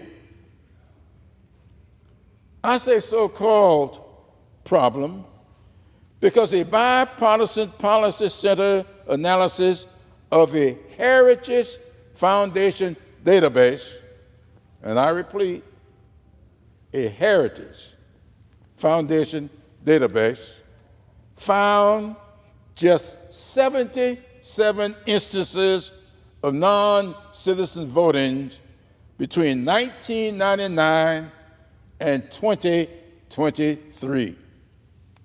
That's 77 instances out of hundreds of millions of votes cast over a 25-year period. The bipartisan center goes on to say, and I quote again, "Illegal voting, including by non-citizens, is routinely investigated and prosecuted by the appropriate authorities. And there is no evidence that non-citizen voting has ever been significant enough to impact an election outcome." That's from the Heritage Foundation. If my Republican colleagues are truly concerned about the illegal overturning of election outcomes, they should work to prevent a repeat of the current president's attempt to overturn the 2020 election, which eliminated the ability of people on January 6, 2021. They shouldn't waste the House's time on this legislation. Worse than a waste of time, the bill being brought to the floor this week would disenfranchise eligible citizens by imposing onerous requirements that many could not meet. For example, as you just heard, married women who have changed their last names could not use their birth certificates with their maiden names as proof of citizenship. Neither could those born to military parents stationed abroad. While many of my Republican colleagues may be globe-trotting jet setters, many of my constituents in South Carolina don't have passports. A $100 passport fee is a lot of money for many people in my district, in this case, an exorbitant poll tax. This bill is only the latest Republican attempt to erect barriers to the ballot box, following recent attempts to make it more difficult to vote by mail or by ballot drop boxes. Just last week, the President signed a sweeping executive order with several onerous provisions that would risk disenfranchising millions of Americans. Democratic bills like the John R. Lewis Voting Rights Advancement Act and the Freedom to Vote Act would stop these attacks on our democracy and ensure every American is able to cast a meaningful vote. Mr. Speaker, why, when the American economy is on the precipice, are my Republican colleagues focused on making it more difficult to vote? While I possess no special insight into their motivations, I would argue that they're governing failures.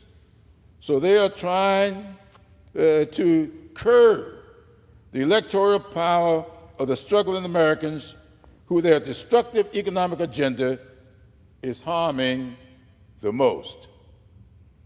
I'm a little bit of a student of history. What we are seeing right now evoked the dark periods of the late 1800s.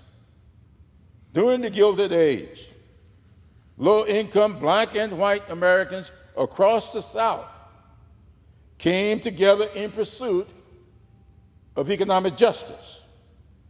The economic power structure responded not by expanding economic opportunities, but by restricting the right to vote. The result was Jim Crow 1.0, which deprived generations of African Americans of the right to vote, the right to choose leaders who could ease their economic burdens and expand opportunities for their families. Mr. Speaker, after these Supreme Court interpretations and these actions by these Southern legislatures, let me tell you what happened in South Carolina when more than 50% of the population was African American. They had zero representation here in the Congress. In fact, the last African American left Congress in 1897, and there was not another African American in this body until I took the oath of office 95 years later. That's what happened with Jim Crow 1.0, and what we are seeing happening now is Jim Crow 2.0. I'm very fond of quoting George Santayana's admonition, "Those who do not remember the past are condemned to repeat it." I worry that we are dangerously close to repeating this democratic decline amidst economic disruption. However, heeding the lessons of history, I believe there's still time to prevent it.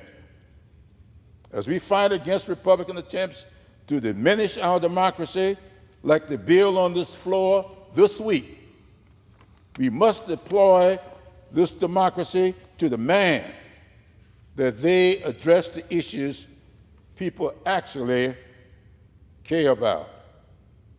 We must make our voices heard on this floor, at town halls, over the phone, at peaceful protests, and at the ballot box. We must make clear that Republicans must stop the Trump agenda of economic destruction. They must take action to lower costs, and they must abandon their efforts to take health care away from millions to fund tax cuts for billionaires. It is early in this fight, but our initial efforts are starting to yield results. Republicans fear for their majority, and they should. It is my hope that this fear will prompt my Republican colleagues to rethink their agenda for purposes of electoral self-preservation. But if they fail to do so, the American people, as has happened before, will rightfully rethink who they elect so that we can preserve our economy and our democracy. I will close, Mr. Speaker, with a little story from the 1950s. I graduated high school in 1957, and as I was about to graduate, one of my teachers assigned me an essay to write. And the essay was simply to share what I wanted to do after graduation, which was 3 months away. When I wrote the essay, she came to me several days later and told me that she had read my essay and was very disappointed in what I wrote. I thought she had problems with the style. Maybe I didn't get the subject and verbs to agree.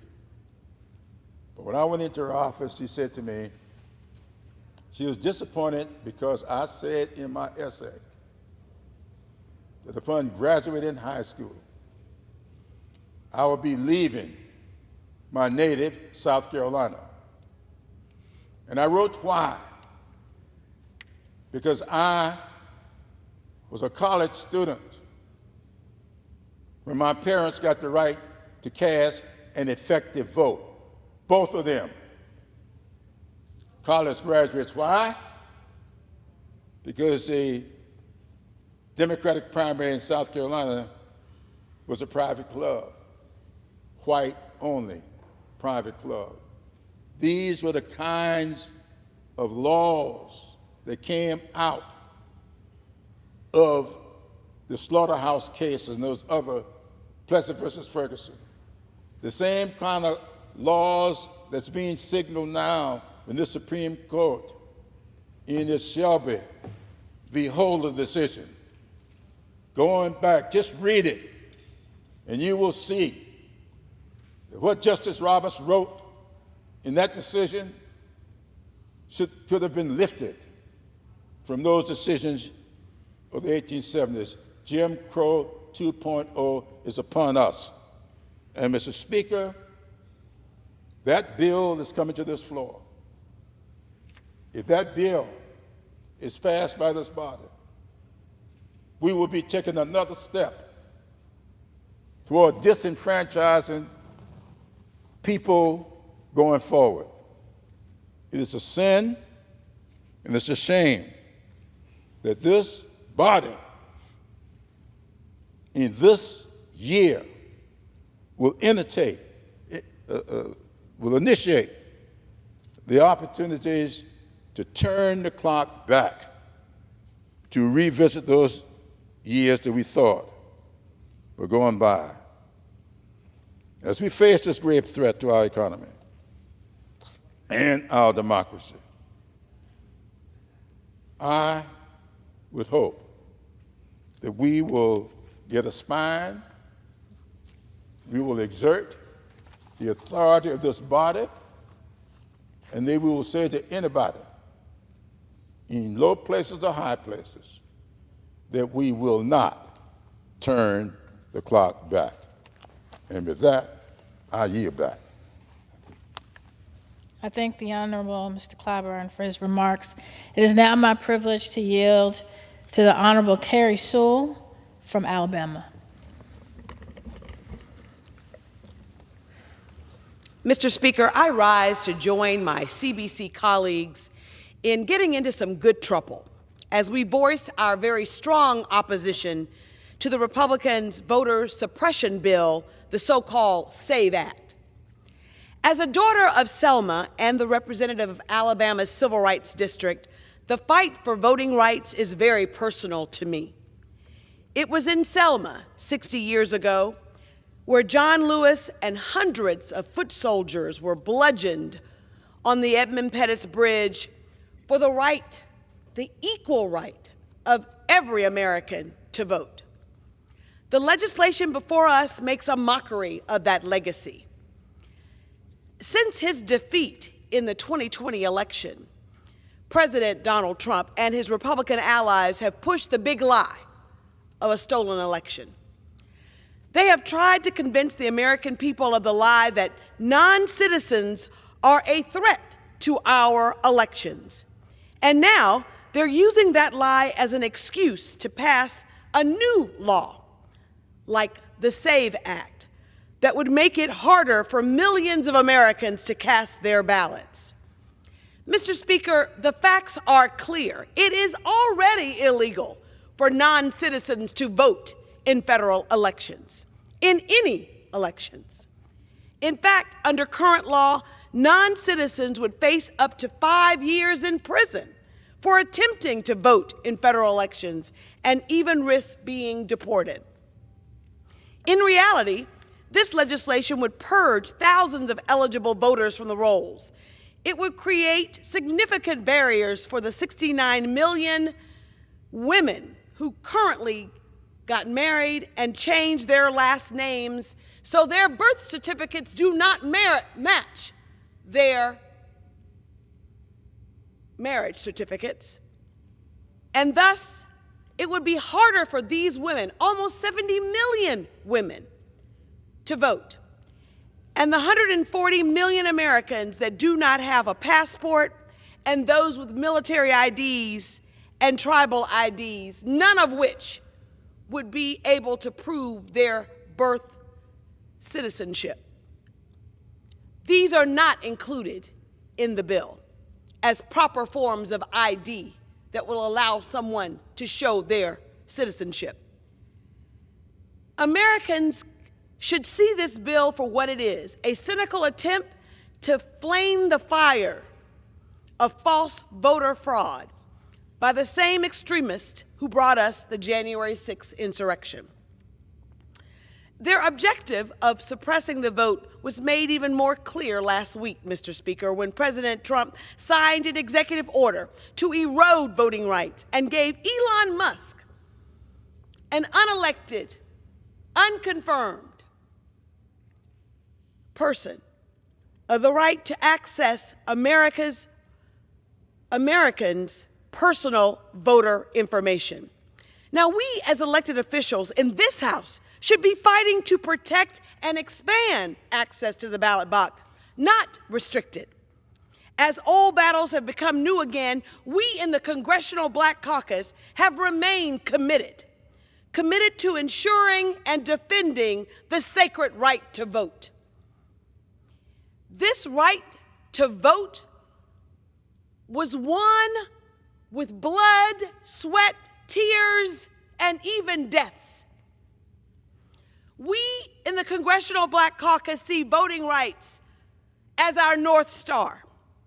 So, Mr. Speaker, we will not stop fighting as long as President Trump and Elon Musk and House Republicans are trying to take away our sacred right to vote.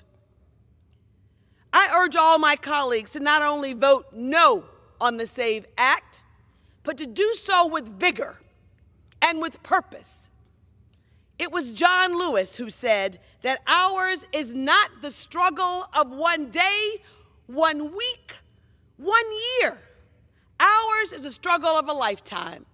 And as long as the Congressional Black Caucus, 63 members strong in this Congress, we will stand up and protect the right of every American to vote, and we will stop efforts like the SAVE Act. The SAVE Act is not there to save election integrity. The SAVE Act is all about saving Republican seats and Republican elected officials. We will be voting no on that bill when it comes to the floor, and we urge our other colleagues to do the same, and I want to commend the gentlewoman from Virginia for leading this special order hour. We in the Congressional Black Caucus, we stand on the shoulders of giants.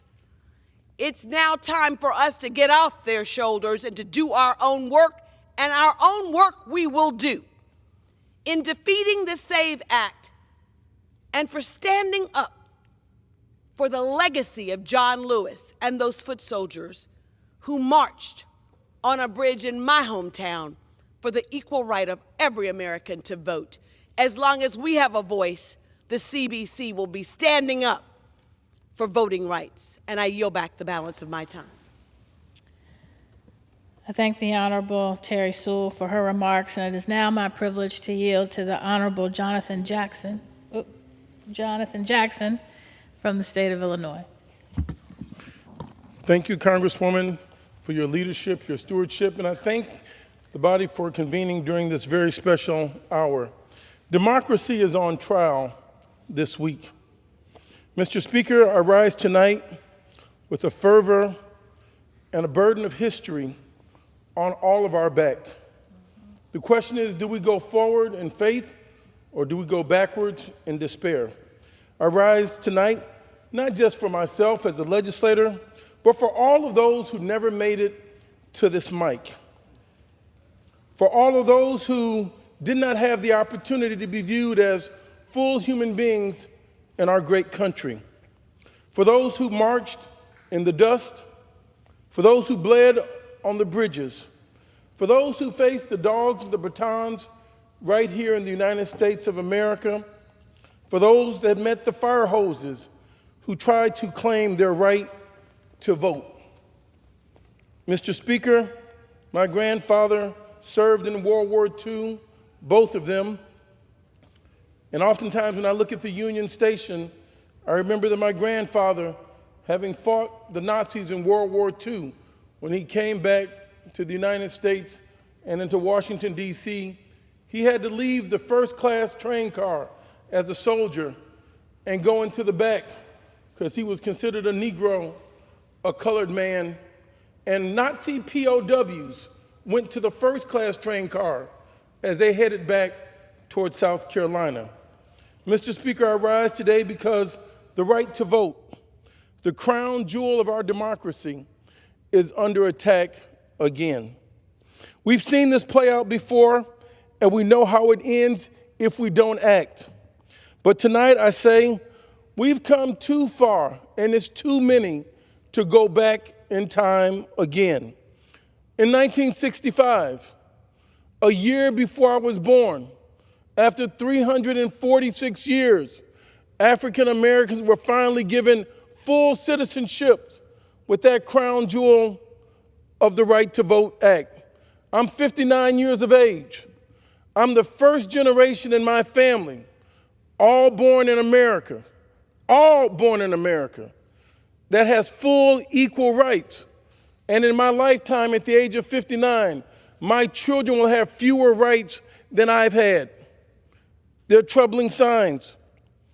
In 1965, the Voting Rights Act became law of the land. It was signed in blood and baptized by the courage of men and women who dared to believe in something better. Selma gave us the foot soldiers.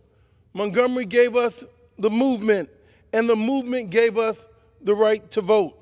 But here we are in 2025, and it feels like we're back at square one. This week, the president signed an executive order requiring proof of citizenship to vote in federal elections.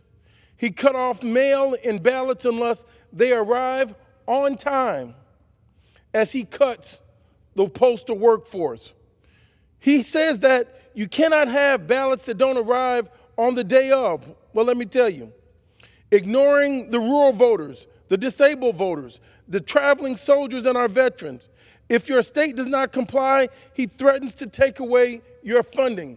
How is the president expanding democracy? He is asphyxiating our body politics.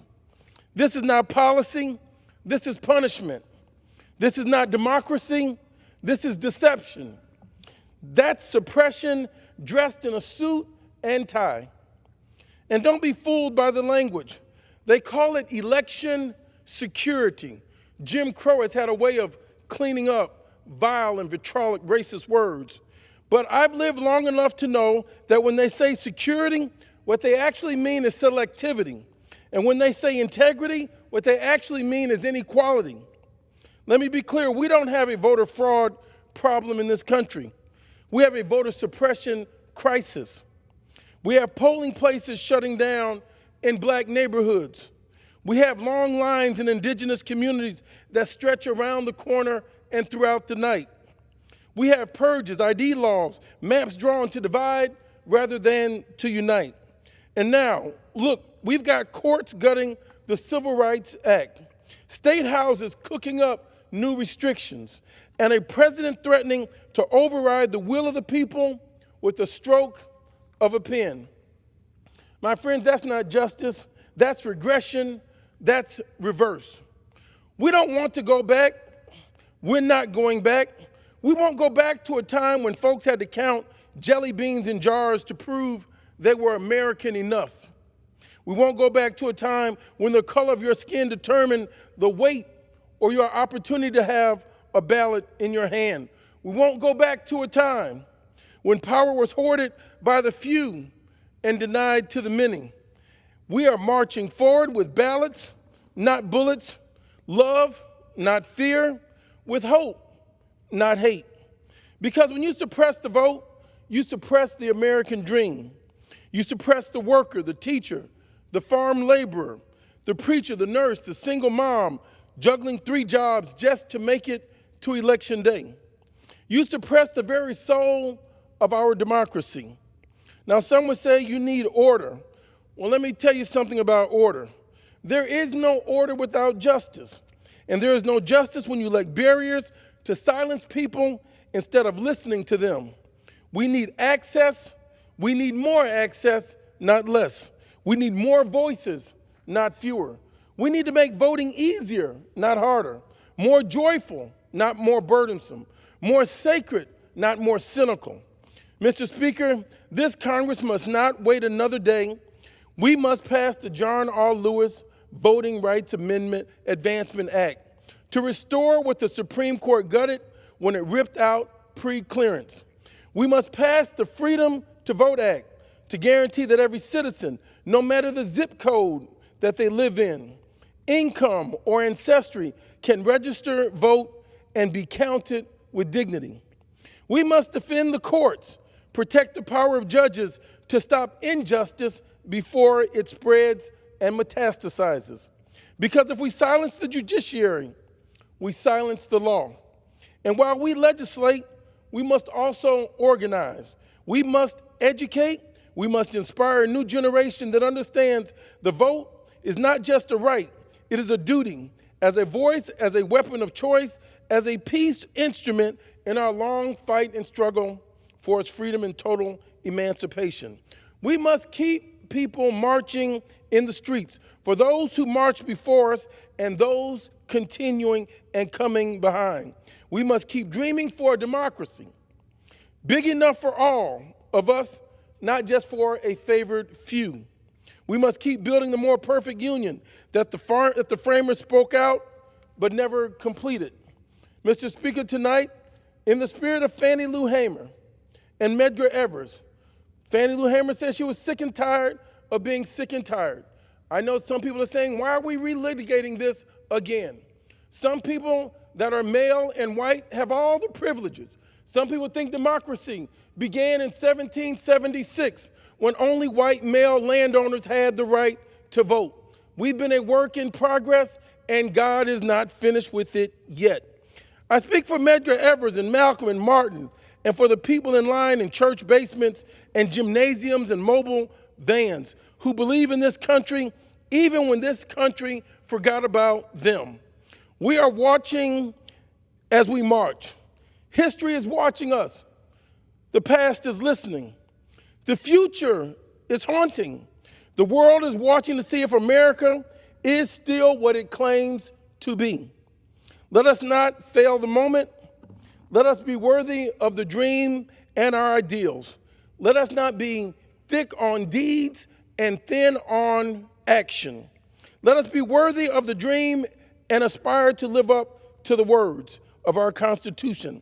Let us protect the vote, not for ourselves, but for all those who cannot be in this chamber, who are counting on us to speak truth to power, pass laws, and lead with love. The vote is power. The vote is our voice. The vote is sacred. And I will not rest until every hand that reaches for a ballot is met with the promise, not with the barrier. Mr. Speaker, I yield back. I thank the gentleman for Illinois. Mr. Speaker, may I inquire how much time we have remaining? The gentlewoman has 16 minutes remaining. 16. Thank you. I now yield to the gentleman from Louisiana, Mr. Cleo Fields.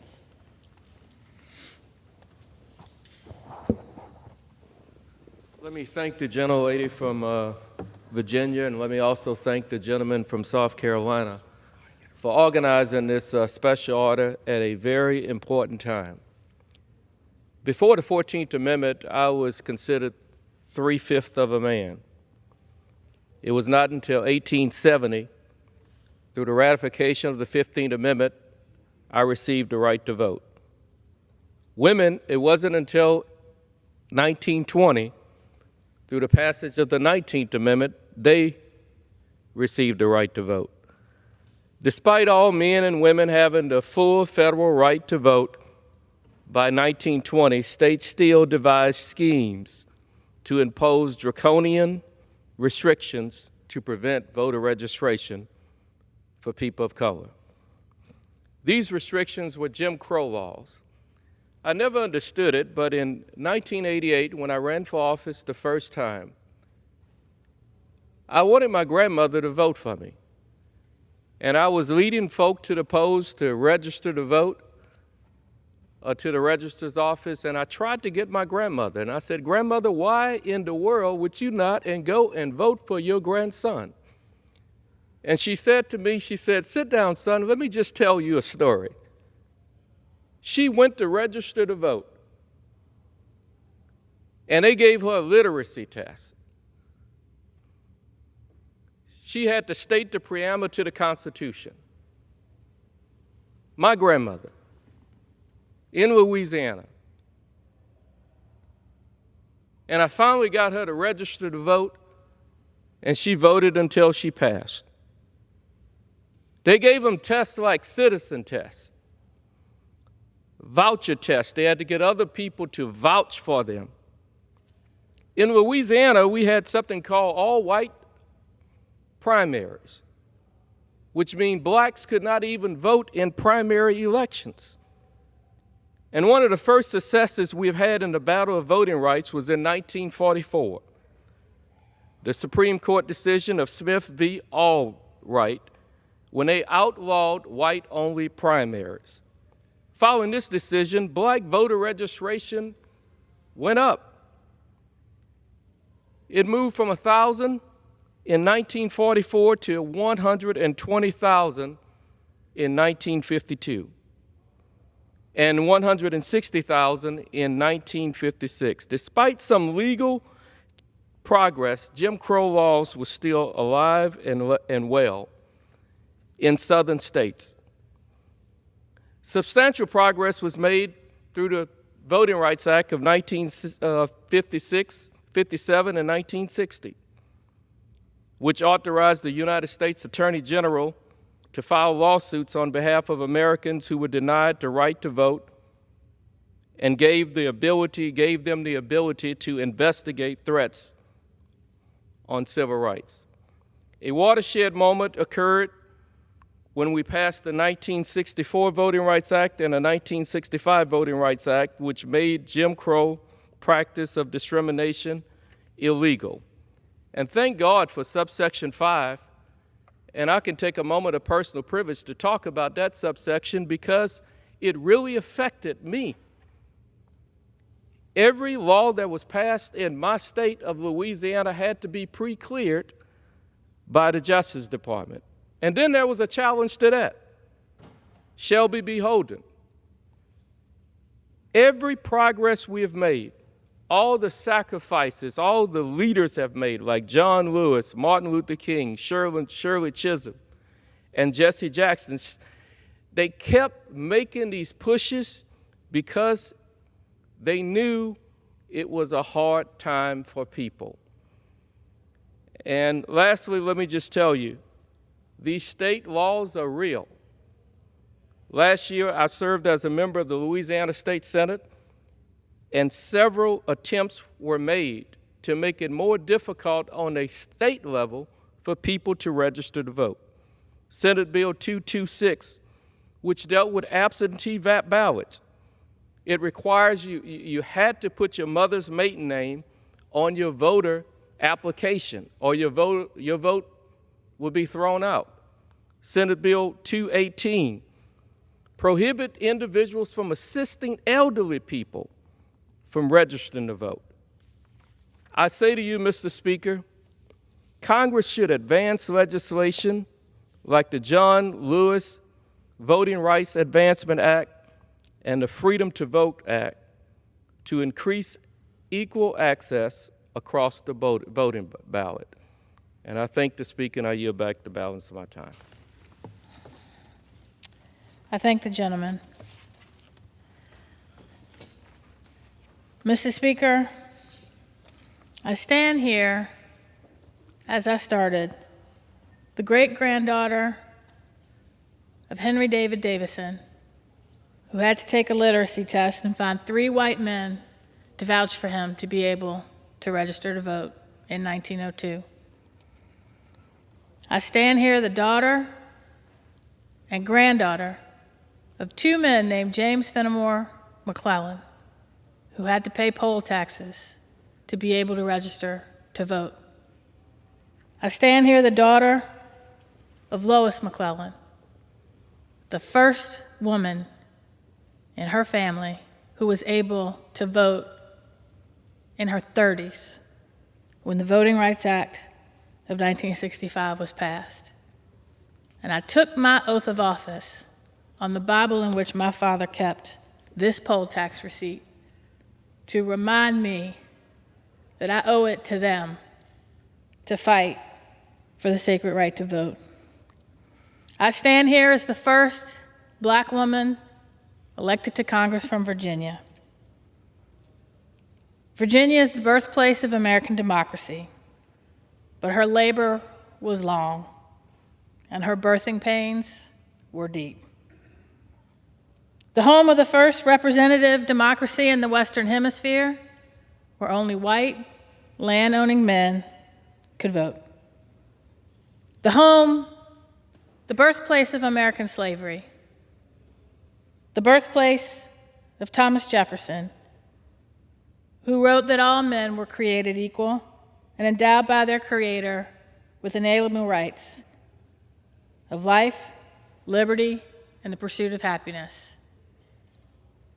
He excluded nearly 500,000 enslaved men and women, indeed all of the women, who resided in the 13 colonies, including at his beloved Monticello. The delegates to the Continental Congress ignored Abigail Adams' plea to remember the ladies and be kinder to them than your ancestors. Virginia is the birthplace of James Madison, who was the architect of the Virginia Plan that created a constitution and a government by, of, and for the people in order to form a more perfect union. Not only did they not remember the ladies, but they considered the enslaved people who served them every day to be 3/5 of a person for purposes of this body, apportionment and taxation, and excluded indigenous people altogether. And since 1789, the story of America has been one of each generation trying to make true for all Americans the promise of our founding documents. It's a story of cyclical trauma. As the Civil War tore this country apart, Reconstruction sought to bind its wounds, and a violent backlash of white supremacy erased the gains made by formerly enslaved men like my predecessor, John Mercer Langston, the first black man to serve in this body from Virginia. It's a story of persistence, the persistence of women forcing a seat at the table of democracy and bringing a folding chair like Shirley Chisholm when they weren't let in. It's a story of the federal government advancing, retreating, advancing, and retreating in the battle to protect every American citizen's right to vote. We are in the backlash right now that we have seen to that progress. And I stand here with my father's poll tax receipt behind me to remind me we cannot go back. We cannot go back to a time when, in the name of voter integrity, barriers are put in people's way. Poll taxes are put in people's way. The requirement to pay money to prove you have the right to vote is imposed on American citizens. Mr. Speaker, I'm tired. I am tired of fighting the same fights as my parents, my grandparents, and my great-grandparents. But I fight those fights as a member of the Congressional Black Caucus, the conscience of the Congress, from a position of more power and strength than they ever dreamed. I fight those fights so that our children and our grandchildren don't have to. I implore this body, don't take a giant step back by imposing Jim Crow 2.0 and a poll tax through the SAVE Act or the President's executive order. The right to vote is sacred. We will defend it. Thank you, and I yield back. The gentlelady yields back. Members are reminded to refrain from engaging in personalities towards the President.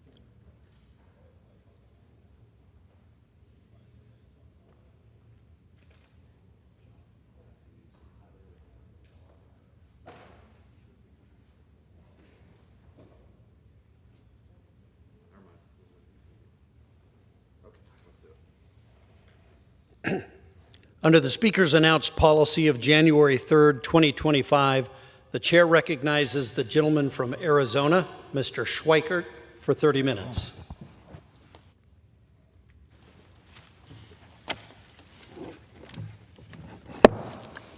And forgive me, Mr. Speaker Pro Tem, as we get ourselves organized here.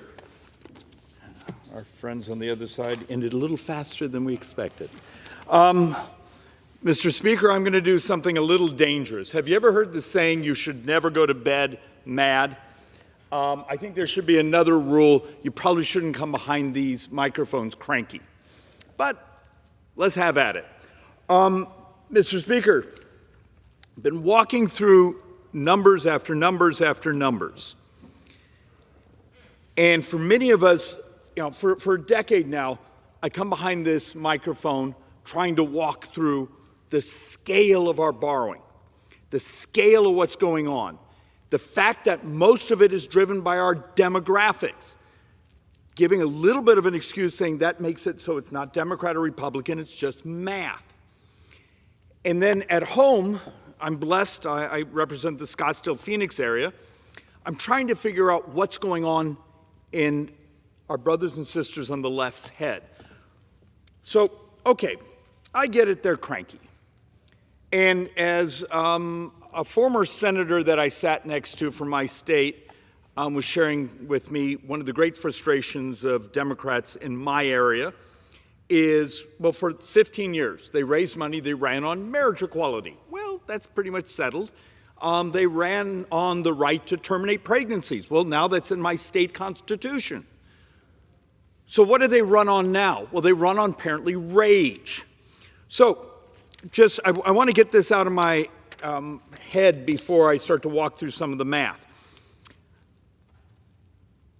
You have a country that's borrowing about $6 billion a day, about $70,000 a second. In a decade, there's data saying 30% of our tax receipts will go just to pay interest. The wheels are coming off, and instead the brain trust of some of these folks, okay, I accept that the tonal quality of some of the folks out of the White House isn't warm and cuddly, but do you go around neighborhoods, offices, and stick Nazi signs on their cars? So my wife drives a Tesla. We bought it a couple years ago.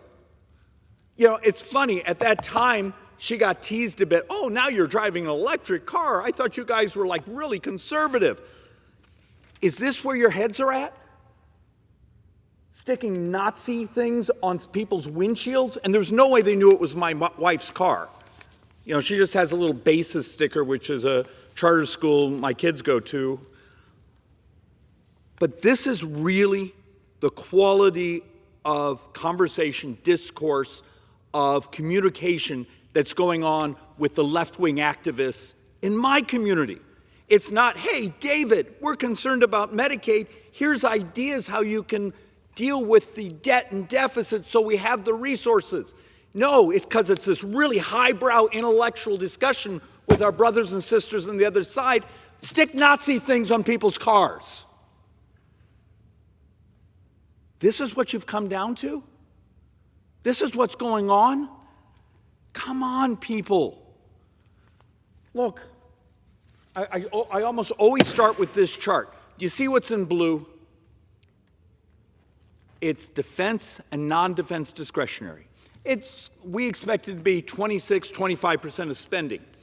Last year, for every dollar this country took in tax collections, we spent $1.39. But everything we vote on is 26% of the budget. Anyone see a math problem?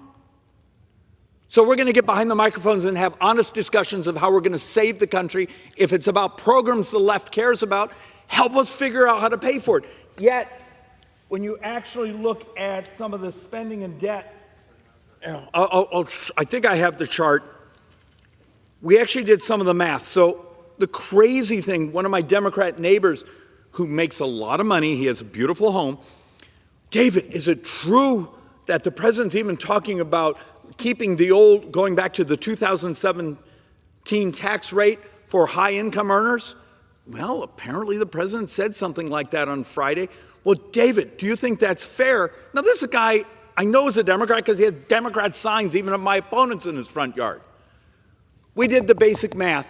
If you actually were saying, let's just go back to the tax rate for the top earners, back to the 2017, it's $32.7 billion over 10 years.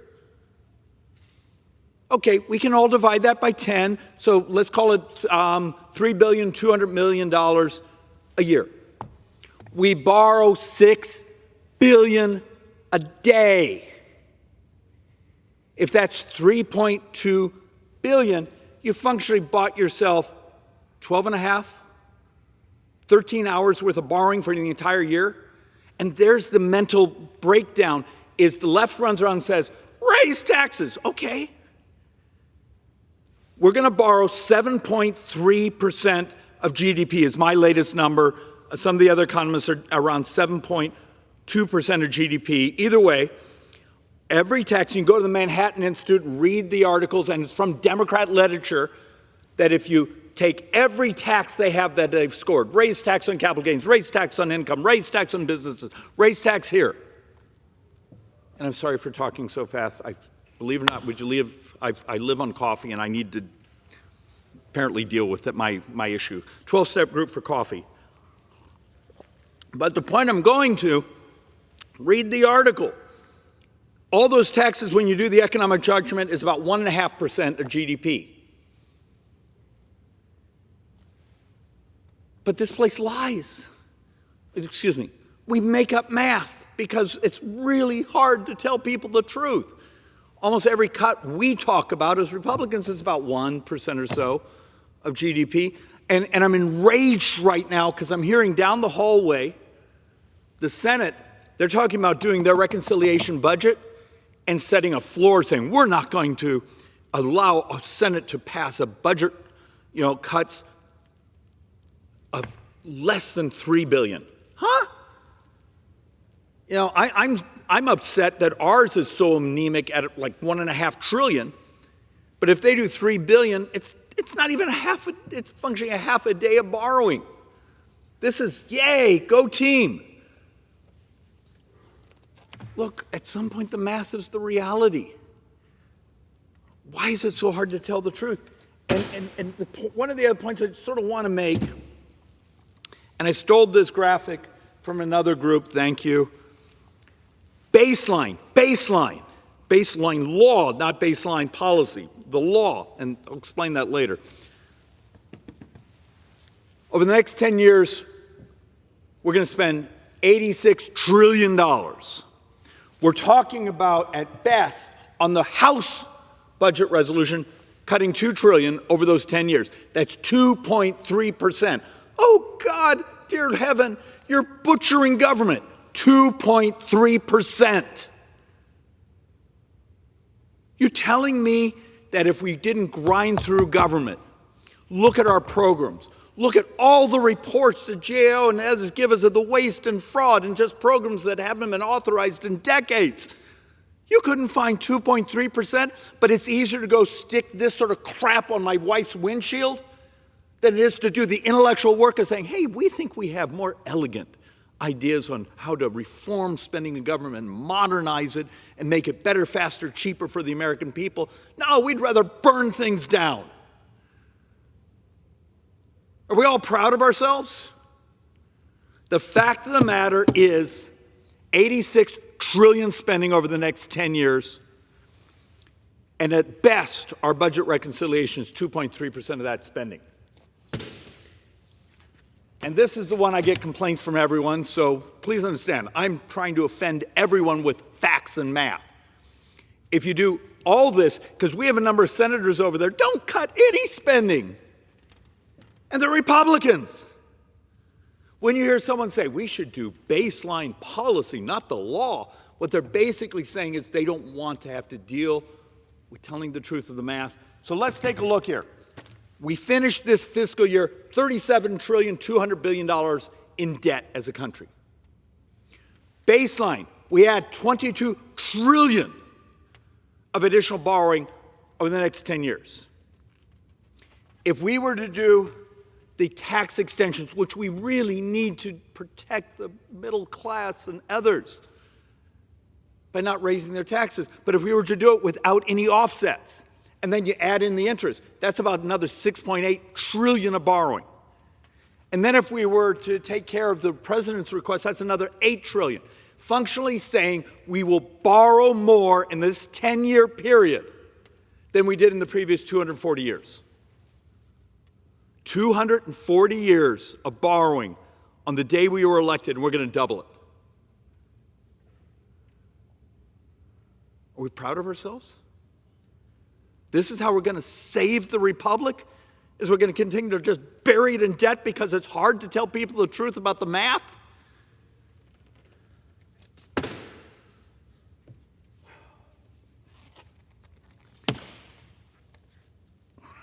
A caveat on this board. We don't have a subscription to Moody's Analytics. It's expensive. Congressional Research Service doesn't have an, but we found 4 or 5 articles talking about Moody's saying their model says in 2035, so 9 budget years from now, 10 years from now, 30% of all U.S. tax receipts. So you pay $1 in taxes, 30 cents of it just paid interest.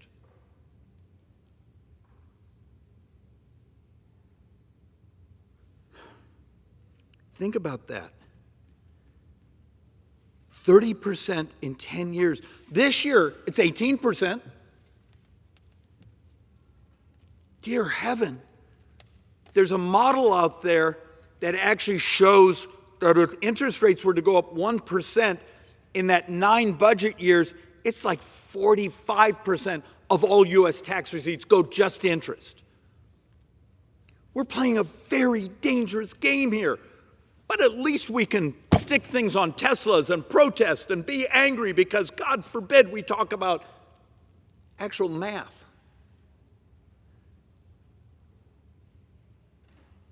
In 7.5, 8 years from now, Social Security Trust Fund is empty. The law says you cut benefits. That's a 21% cut. We double senior poverty in America. How many people do you see coming behind these microphones willing to have a conversation on how we're going to save it? First year, my math, actually the Joint Economic Economist math, first year, so if the trust fund is gone in 2033 and 2034, it's over $600 billion just to make up that shortfall. That makes what we're talking about here in the budget resolutions tiny. Those are only like $200 billion a year. We're talking $600 billion a year, and it grows just to cover the Social Security Trust Fund being gone. That's 7.5, 8 years from now. But are we going to talk about that?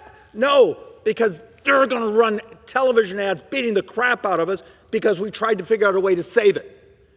The perversity of this place. They don't give a damn about someone's future, their poverty. It's about winning the next election and raising money on it. And we got to tell the truth also, what's going on in our country.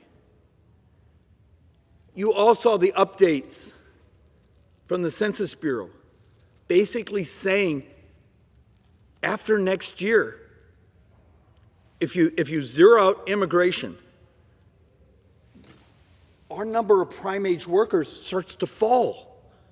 Matter of fact, there's a data set. Now, we've been using 8 years from now because that was the official Census Bureau number. There's a couple demographers out there that wrote articles a week ago saying we may have already hit more deaths than births in America. I need you to process what that means. You have a system where Social Security, the financing of Medicare, the financing of so many of our pensions relies on a growth of the working population, particularly those prime-age workers. If we're now entering a time of a shortage of young people, 2027, not that long from now, we actually go negative of prime-age workers.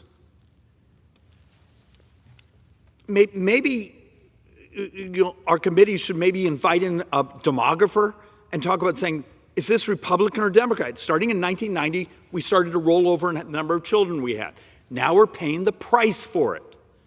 Now make these long-run programs, which are pay-as-you-go math, make them work. This should be scaring the hell out of this place. Oh no, David, we can't tell our voters that. It's harder to raise money when you tell them the truth of how hard the future is.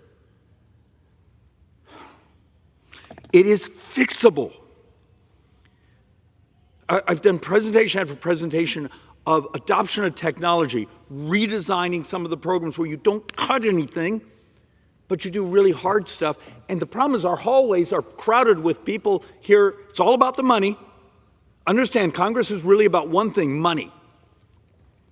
And the inefficiencies, the design failures for these bureaucracies, for the business models that make their living off government, that's their profit. They actually like the inefficiencies.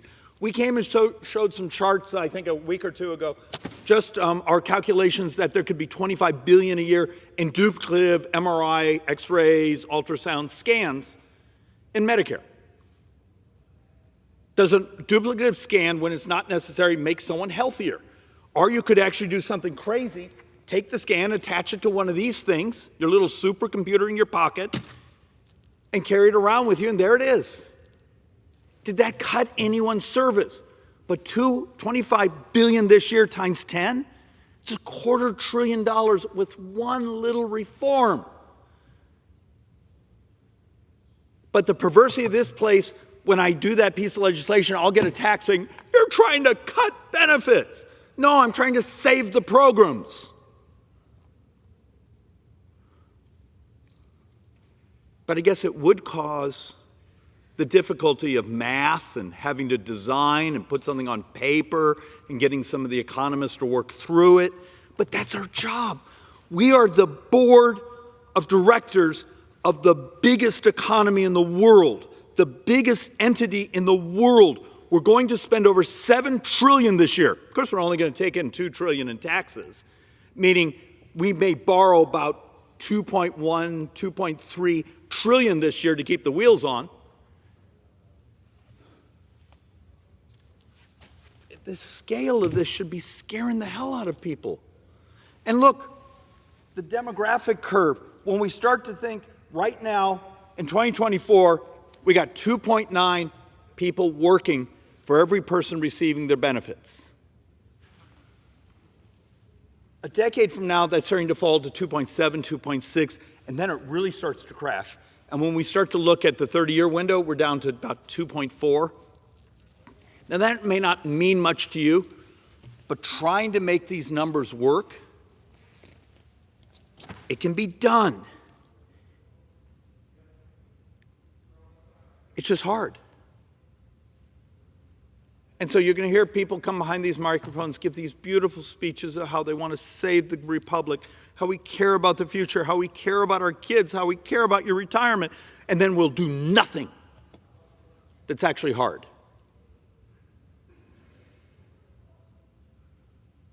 It's just immoral.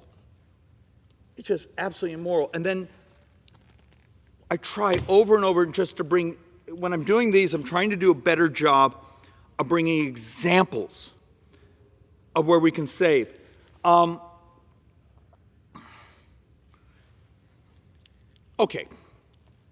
I'm going to admit Doge and those, I'm fascinated with the data mining and those things. I know the quality of the gentleness or gentility of the communications. Yeah, they have a hard, rough edge. And the fact of the matter is a lot of the craziness actually wasn't coming from them. It was coming from people in the bureaucracy trying to throw out stuff to make it more difficult and just really anger people. And then the government unions, have to try to light things on fire. So, okay, disharmony. We have 5 major databases in the federal government. Is it Republican or Democrat to just build a world where those databases would talk to each other?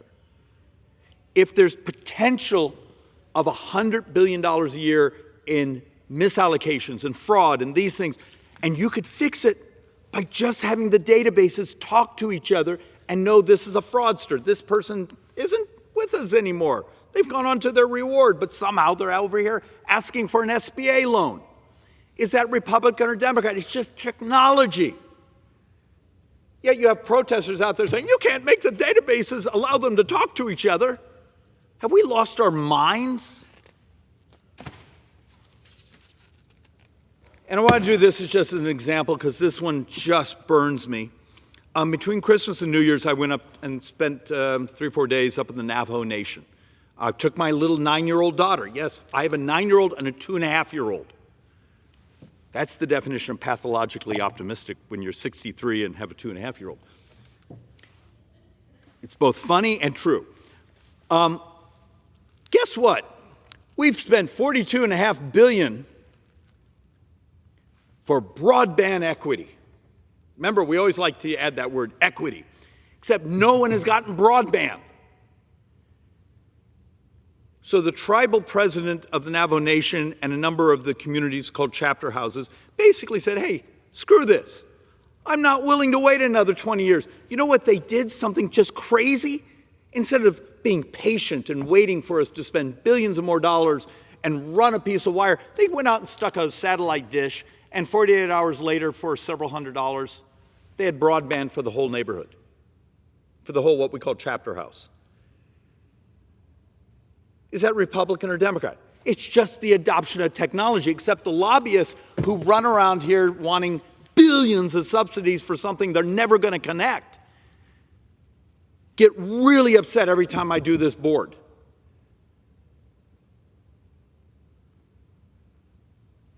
Do we care? Does this place care enough to do the hard things? To actually do the math, the creativity. Last week I came here with the MedPAC report. It's like this. I have no idea how many members have actually bothered to read it, but in there's a whole section, and yes, I understand there's some anomalies, but they're rounding errors compared to this guy, saying $84 billion was spent last year in the differential between Medicare Part D and Medicare Part A. So that's Medicare fee-for-service, Medicare Advantage. And it was supposed to be at 95%, if anyone wants to go back and do their history in 2005, when they started Medicare Advantage. Well, if you do that basic math, that's $104 billion a year. Okay. How about if Republicans and Democrats got together and say, we're going to fix this. We're going to get the capitation program to actually work the way it's supposed to. We're going to have the providers of services actually make money because they help our brothers and sisters who are in their retirement years earning their health care benefits, helping them be healthier. They get rewarded by having their population be healthier, not by running around scoring them as sicker. Yay! Everyone wins. What would happen if that's several $100 billion over a decade? That's not a cut. It's actually lining up incentives. Instead, it's just easier to run around and scream stories. They're going to cut things. Let's pay people. So I have hospitals and other groups paying people to fly out here, tell stories, and they have no idea what they're talking about. Because we make crap up, once again, because everything's about the money. And the last board, and the one that always seems to upset people because they don't want to know the truth. Congressional Budget Office, and this one's a year out of date. The numbers are actually apparently worse, but we haven't had the update yet. Congressional Budget Office estimates that over the next 30 years, our country borrows $124 trillion. Now, I got to tell you, this number, when we get our updates, is going to be much worse. But if you look at their data, they actually have discretionary, the part we vote on, growing slower than tax receipts. So that has a $9 trillion positive over the 30 years. But Medicare is $87.2 trillion in the hole. Social Security is $36.8 trillion in the hole over those 30 years. Turns out, even the next decade, almost 100% of the U.S. sovereign debt growth is interest and Medicare. Nothing we can do about interest. I mean, we can do some things to incentivize going out in the curve so we're not as fragile, to communicate to the bond markets, because the bond markets are basically about to run this country, because if you have to sell $6 billion a day, $60,000, $70,000 every second, maybe you need to pay attention to your bankers who you're having to sell your debt to. But to communicate to those debt markets, we're serious, We're looking at ways to use technology, better models, when obesity is the single biggest expense in our society. Yeah, we're not supposed to say that. Shh. Mr. Speaker, please don't tell anyone. Last year, the Joint Economic Economists calculated $9.1 trillion of additional healthcare spending. Is it moral? With what we do in food policy, nutrition support, how we deliver healthcare, maybe the concept of helping our brothers and sisters live healthier when 31% of Medicare spending is diabetes. 33% of all healthcare overall is just diabetes. Is that Republican or Democrat? It's just trying to get your policy alignment to the fact we're buried in debt. We're getting older as a society. I think in a decade, 23% of our population is 65 and up. We now know that we're having this remarkable shortage of young people. We're already potentially on the cusp of having more deaths than births in our country. In a couple of weeks, we're trying to roll out a STEM-based, talent-based immigration bill because for the economy to grow and stabilize, we don't have a choice. And people just, oh, David, you're not allowed to talk about immigration. People won't understand it. Well, they understand the economic survival of you still getting your benefits when you're a senior. We can make this work. But, Mr. Speaker, we're now starting to run into articles that are talking about we're putting the extraordinary privilege. And what are the two extraordinary privileges America has? Our currency. The world borrows in our currency, meaning the fact of the matter is when we sell debt, there's a demand to hold U.S. dollar denominated. And then the second thing is people want to live here. They want to invest here. They want to be educated here. They want to be an entrepreneur here.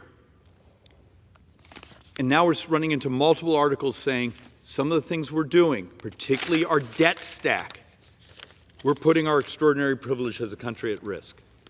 Doesn't have to be this way, Mr. Speaker. But a couple of the smart people, a couple of our economists say you got 3 or 4 more years. And at that point, the debt gets so hard to manage. And just what the Federal Reserve said last week, taking us from a 2.1 GDP down to 1.7, just that movement is almost $200 billion a year in tax collections. Just that GDP reduction the Federal Reserve calculated for the next 3 years. Now, take that out to 10. That's more money. That's more money than everything in our budget reconciliation. The lack of understanding of the inner dynamics of our debt, the interest, these dollars, terrifies me because there is a path. There is a path for this to work, Mr. Speaker, but we're living on a razor's edge because we're not doing the hard work. And with that, Mr. Speaker, I yield back. The gentleman yields back his time. Under the Speaker's announced policy of January 3rd, 2025, the Chair recognizes the gentleman from New York, Mr. Espaillat, for 30 minutes. Thank you, Mr. Speaker. I ask for unanimous consent that all members may have 5 legislative days in which to revise and extend their remarks and to submit extraneous material into the record. Without objection. Mr. Speaker, thank you. Tonight I rise to honor the life and legacy of Congress member Raul Grijalva. Raul Grijalva passed away peacefully on March 13 of this year, surrounded by his wife and 3 daughters. Born in Tucson, Arizona on February 19, 1948, he was raised in a close-knit community with his sisters, Lydia and Norma. A proud Sunnyside High graduate, he met and married the love of his life, Ramona Garduño, in 1971.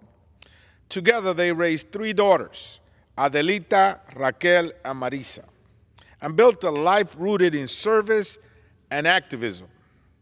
His parents instilled in him the values of hard work and perseverance and giving back to the community. He dedicated over 50 years to public service, beginning with the Tucson Unified School Board in 1974 and later serving on the Pima County Board of Supervisors. As a U.S. Congressman for 22 years, he championed education, environmental protection, social justice, and Native American sovereignty. His leadership helped secure the 2023 designation of the Bach Navajo Itacuveni National Monument, protecting nearly 1 million acres of tribal land. Known as the most liberal member of Congress, he never wavered in his fight for justice and equality. He never shied away from that dignified title. A devoted husband, father, and tata, he cherished his family and treasured time with his grandchildren. He had a sharp wit about him, a deep love for music and books, and a knack for doodling during meetings. Many of us saw him do his artwork in some of our committee meetings. His staff and volunteers, the Grijalvistas, were like family, standing by him in his lifelong pursuit of progress. Mr. Speaker, the Congressional Hispanic Caucus is standing firm with his family during this time of sorrow and need. I know that they're watching this proceeding, Mr. Speaker. I want to salute them and tell them that we love them and we stand with them. Raul Grijalva's unwavering commitment to justice and his community will continue to inspire generations to come. Since coming to Congress and joining the Natural Resources Committee, Raul Grijalva was one of the most outspoken champions for environmental justice, public lands, indigenous rights, climate change, and corporate accountability. He was a visionary leader both on the committee and as co-chair of the Progressive Caucus, amplifying the voices of historically silenced communities. From Louisiana's Cancer Alley to Alaskan Native communities in the Arctic, he fought for those most impacted by environmental harm. Under his chairmanship in the 117th Congress, the Natural Resources Committee signed 149 natural resources bill into law. In the minority, he proved that aggressive and effective oversight was possible, holding the Trump administration accountable and exposing corruption. Mr. Speaker, I now yield 2 minutes to the gentleman from Texas, Mr. Joaquin Castro. Thank you, Chairman. It's an honor to be with you tonight and with members of the Congressional Hispanic Caucus, with our Democratic leader as well, to celebrate and remember a man who made a difference, Raul Grijalva. He never forgot where he came from, but just as importantly, he never forgot why he came. He was somebody who lent a voice to the vulnerable, to the folks who had been discarded and forgotten. He was a man of his community. I've often thought in public service, as we meet all the people that represent and serve the districts that they do. I served 10 years in Austin in the state legislature, and now in my 13th year here. I always wonder how closely each person represents the average person walking down the street in their district. Raul Grijalva was that every person. And to me, that's one of the biggest compliments that you can pay, not only to the people who sent him here, but also to him. He left the same way he came in, a man of principle who stood up for what he believed, who fought for the people that he represented, and always spoke truth to power. He was a legend of Mexican-American activism, known across the country for protecting our national parks, the environment, fighting for early childhood education and higher education, and uplifting immigrant and marginalized communities. He was also, as all of us know, a kind and brilliant man. He had a kind heart, but a fierce spirit. He was a fearless voice for Arizonans and for all Americans. Raul, you will be missed. My condolences to his family and to his community. I yield back, Chairman. Mr. Speaker, I now yield as much time as he may consume to the gentleman from New York, Democratic leader Hakeem Jeffries. Mr. Speaker, thank you to the distinguished chair of the Congressional Hispanic Caucus, my good friend Adriano Espaillat, for his leadership and for convening us on the floor today in honor of an iconic, heroic, trailblazing member of Congress, Raul Grijalva. It's an honor for all of us to have the opportunity to serve with Chairman Grijalva. He was a mentor to many. His principled leadership was a North Star for so many in this Congress, a leading progressive voice throughout the years, but a friend to all. We know that throughout his time, throughout his journey in public service, a journey that led to him working year after year, decade after decade, century into century, laboring in the vineyards of his community and ultimately the country to make a difference in the lives of others who might otherwise have been left behind. An iconic Mexican-American leader, an iconic American leader. We're also appreciative of his life, of his leadership, and of the tremendous legacy that Congressman Raul Grijalva leaves behind. Congressman Grijalva, throughout the years, did many things, from community organizer to school board member to county supervisor to member of Congress to chairman of the Natural Resources Committee. Through that journey, year after year, decade after decade, century into century, Raul Grijalva held many titles. His North Star remained the same. He was a defender of the disenfranchised, a voice for the voiceless, a climate champion, and a powerful, profound, principled, purposeful, progressive public servant who made a difference in the lives of so many people. We're going to miss Raul Grijalva, miss his wisdom, miss his insight, miss his idealism, miss his laughter and his sense of humor. But we're better off for having had the opportunity to serve with him as individuals.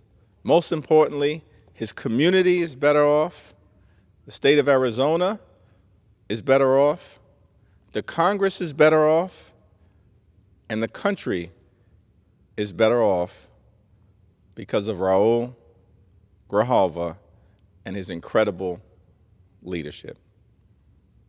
I yield back. Mr. Speaker, I now yield 1 minute to the gentleman, 2 minutes to the gentleman from Illinois, Jesus Chuy Garcia.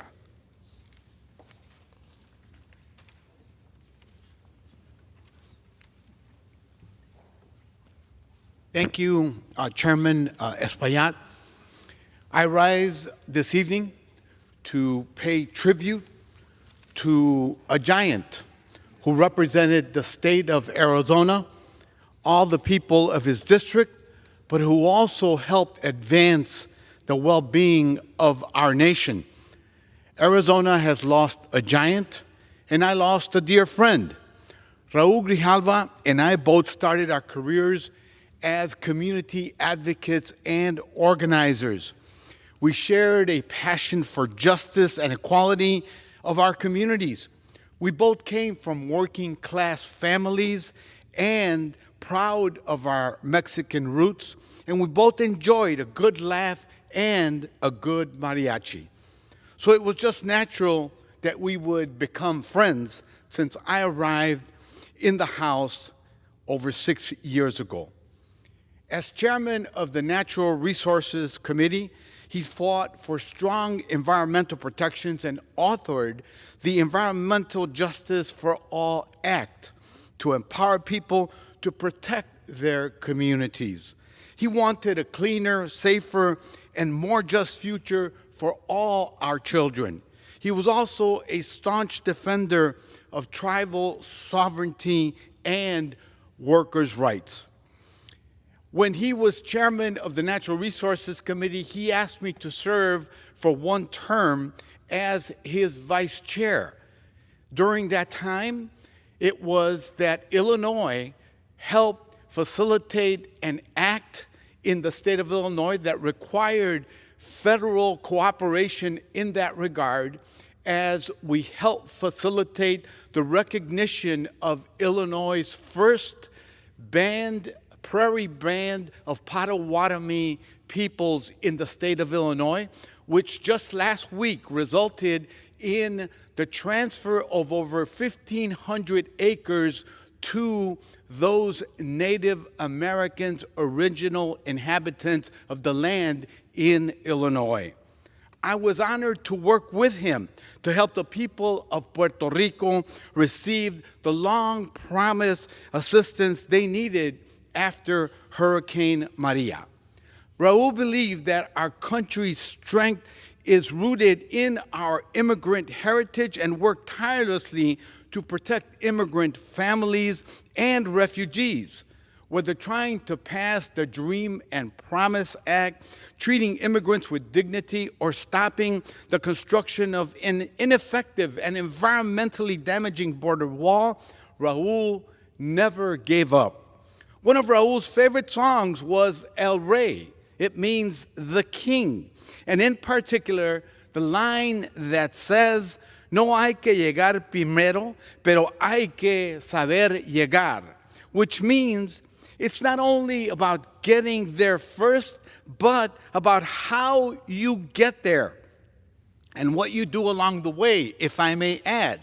I think this phrase perfectly describes the tenacity of everything that Raul Grijalva did and stood for.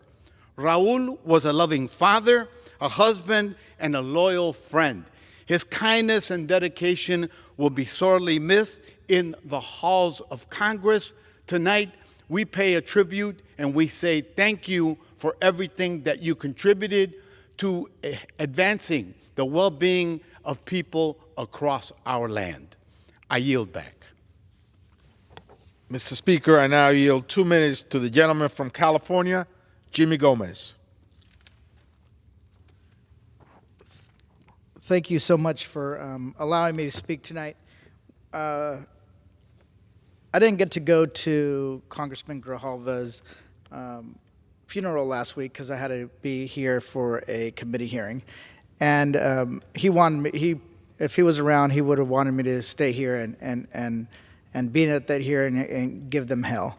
And that's exactly what I did. And he would have been extremely proud of that. But I really want to talk to you about who I met when I was just out of grad school. I was a legislative assistant for Hilda Solis. I was the lowest ranking staffer on her team. And I got to meet Raul Grijalva when he was a member of Congress and I was just a legislative assistant. And to an extent, I walked into the office, I would kind of go wandering around the halls and go and say hello and try to go and just to see who I can become friends with. And I met his chief of staff at that time, and she goes, "Hey, why don't you come in and say hello to the congressman out of the blue?" And they pulled me into the office. I was just a kid who has been here a few months, and Ro sat with me and just had a conversation of who I was, why I was fighting for my community, why did I want to be in this business. And that interaction really did stick with me for a number of years. And that's because I didn't have a title. I was not anybody special. I wasn't anybody in particular. I was a kid that wandered into his office and tried to get a meeting with him because, I said, why not? Why not? He's a member of Congress, but he comes from a similar background. His dad was a bracero. My dad was a bracero. That means that they worked in the fields here in the United States. And I think we're maybe 2 or 3 of the sons of braceros that became members of Congress. But it really shows who he is. And he's a guy that he will treat you the same if you're the president, to a member of Congress, or to a staffer, or to somebody who works in the fields. And that says more about Raul Grijalva than, I believe, any piece of legislation he's ever passed. And when I got here, he remembered me as that kid that often was probably a little bit too arrogant, a little bit too in a rush to move ahead, but that he helped get accustomed to the House of Representatives. So I was really bummed and sad when we heard the news that he passed away, even though we kind of all had a feeling it was a long time coming. He was pretty sick, but he was a guy that I think a lot of us just loved as family. And I think that's why you see so many people from the Congressional Hispanic Caucus, from the other caucuses, members that went to his funeral, because he was just a great guy, somebody that you could have a glass of wine with, somebody that you can just go and hang out with. And I ended up hiring one of his staffers to be my first chief of staff, Bertha Guerrero, and she loved him to death, and she said that his office was like a family. So, Raul, you'll be missed. I know you have done great things, but it's really the people that you've touched over the years that will continue your legacy, especially your wife and your daughters. With that, I'll yield back. Thank you. Mr. Speaker, let me just highlight some of the great accomplishments of Raul Grijalva, Congressman Raul Grijalva. He championed full permanent funding for Land and Waters Conservation Fund, achieving its passage in the Great American Outdoors Act of 2020.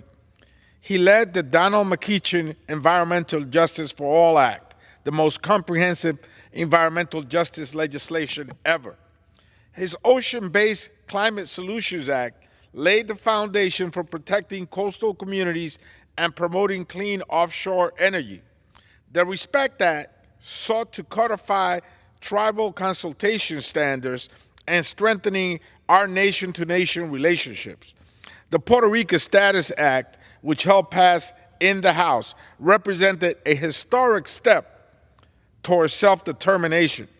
I was also proud to work with him on several pieces of legislation, including legislation to provide student loan relief to teachers who specialize in teaching English language learners like myself as a kid, legislation to increase funding to English language learners preparation programs, and getting the GAO to study how schools identify English language learners with disabilities to ensure they have the right support behind them. He also secured the passage of the Great American Outdoors Act, permanently authorizing the Land and Water Conservation Fund. His leadership helped pass major ocean and climate action provisions in the Inflation Reduction Act and other landmark legislation. He held the first congressional hearings on issues like missing and murdered indigenous women in Indian boarding schools. His work on the Puerto Rico Status Act helped advance the conversation on the island's political future. Raul Grijalva's legacy is one of unwavering advocacy, principled leadership, and a deep commitment to justice. Raúl, no vas a hacer muchas falta, nunca te olvidaremos. We will never forget you, Raúl. Rest in power, hermano. His impact will be felt for generations. Mr. Speaker, I'll yield back the remaining part of my time. The gentleman yields back. Does the gentleman have a motion? Mr. Speaker, I have a motion to adjourn. The question is on the motion to adjourn. Those in favor say aye. Those opposed, no. The ayes have it. The motion is adopted. Accordingly, the House stands adjourned until 10 a.m. tomorrow for morning hour debate.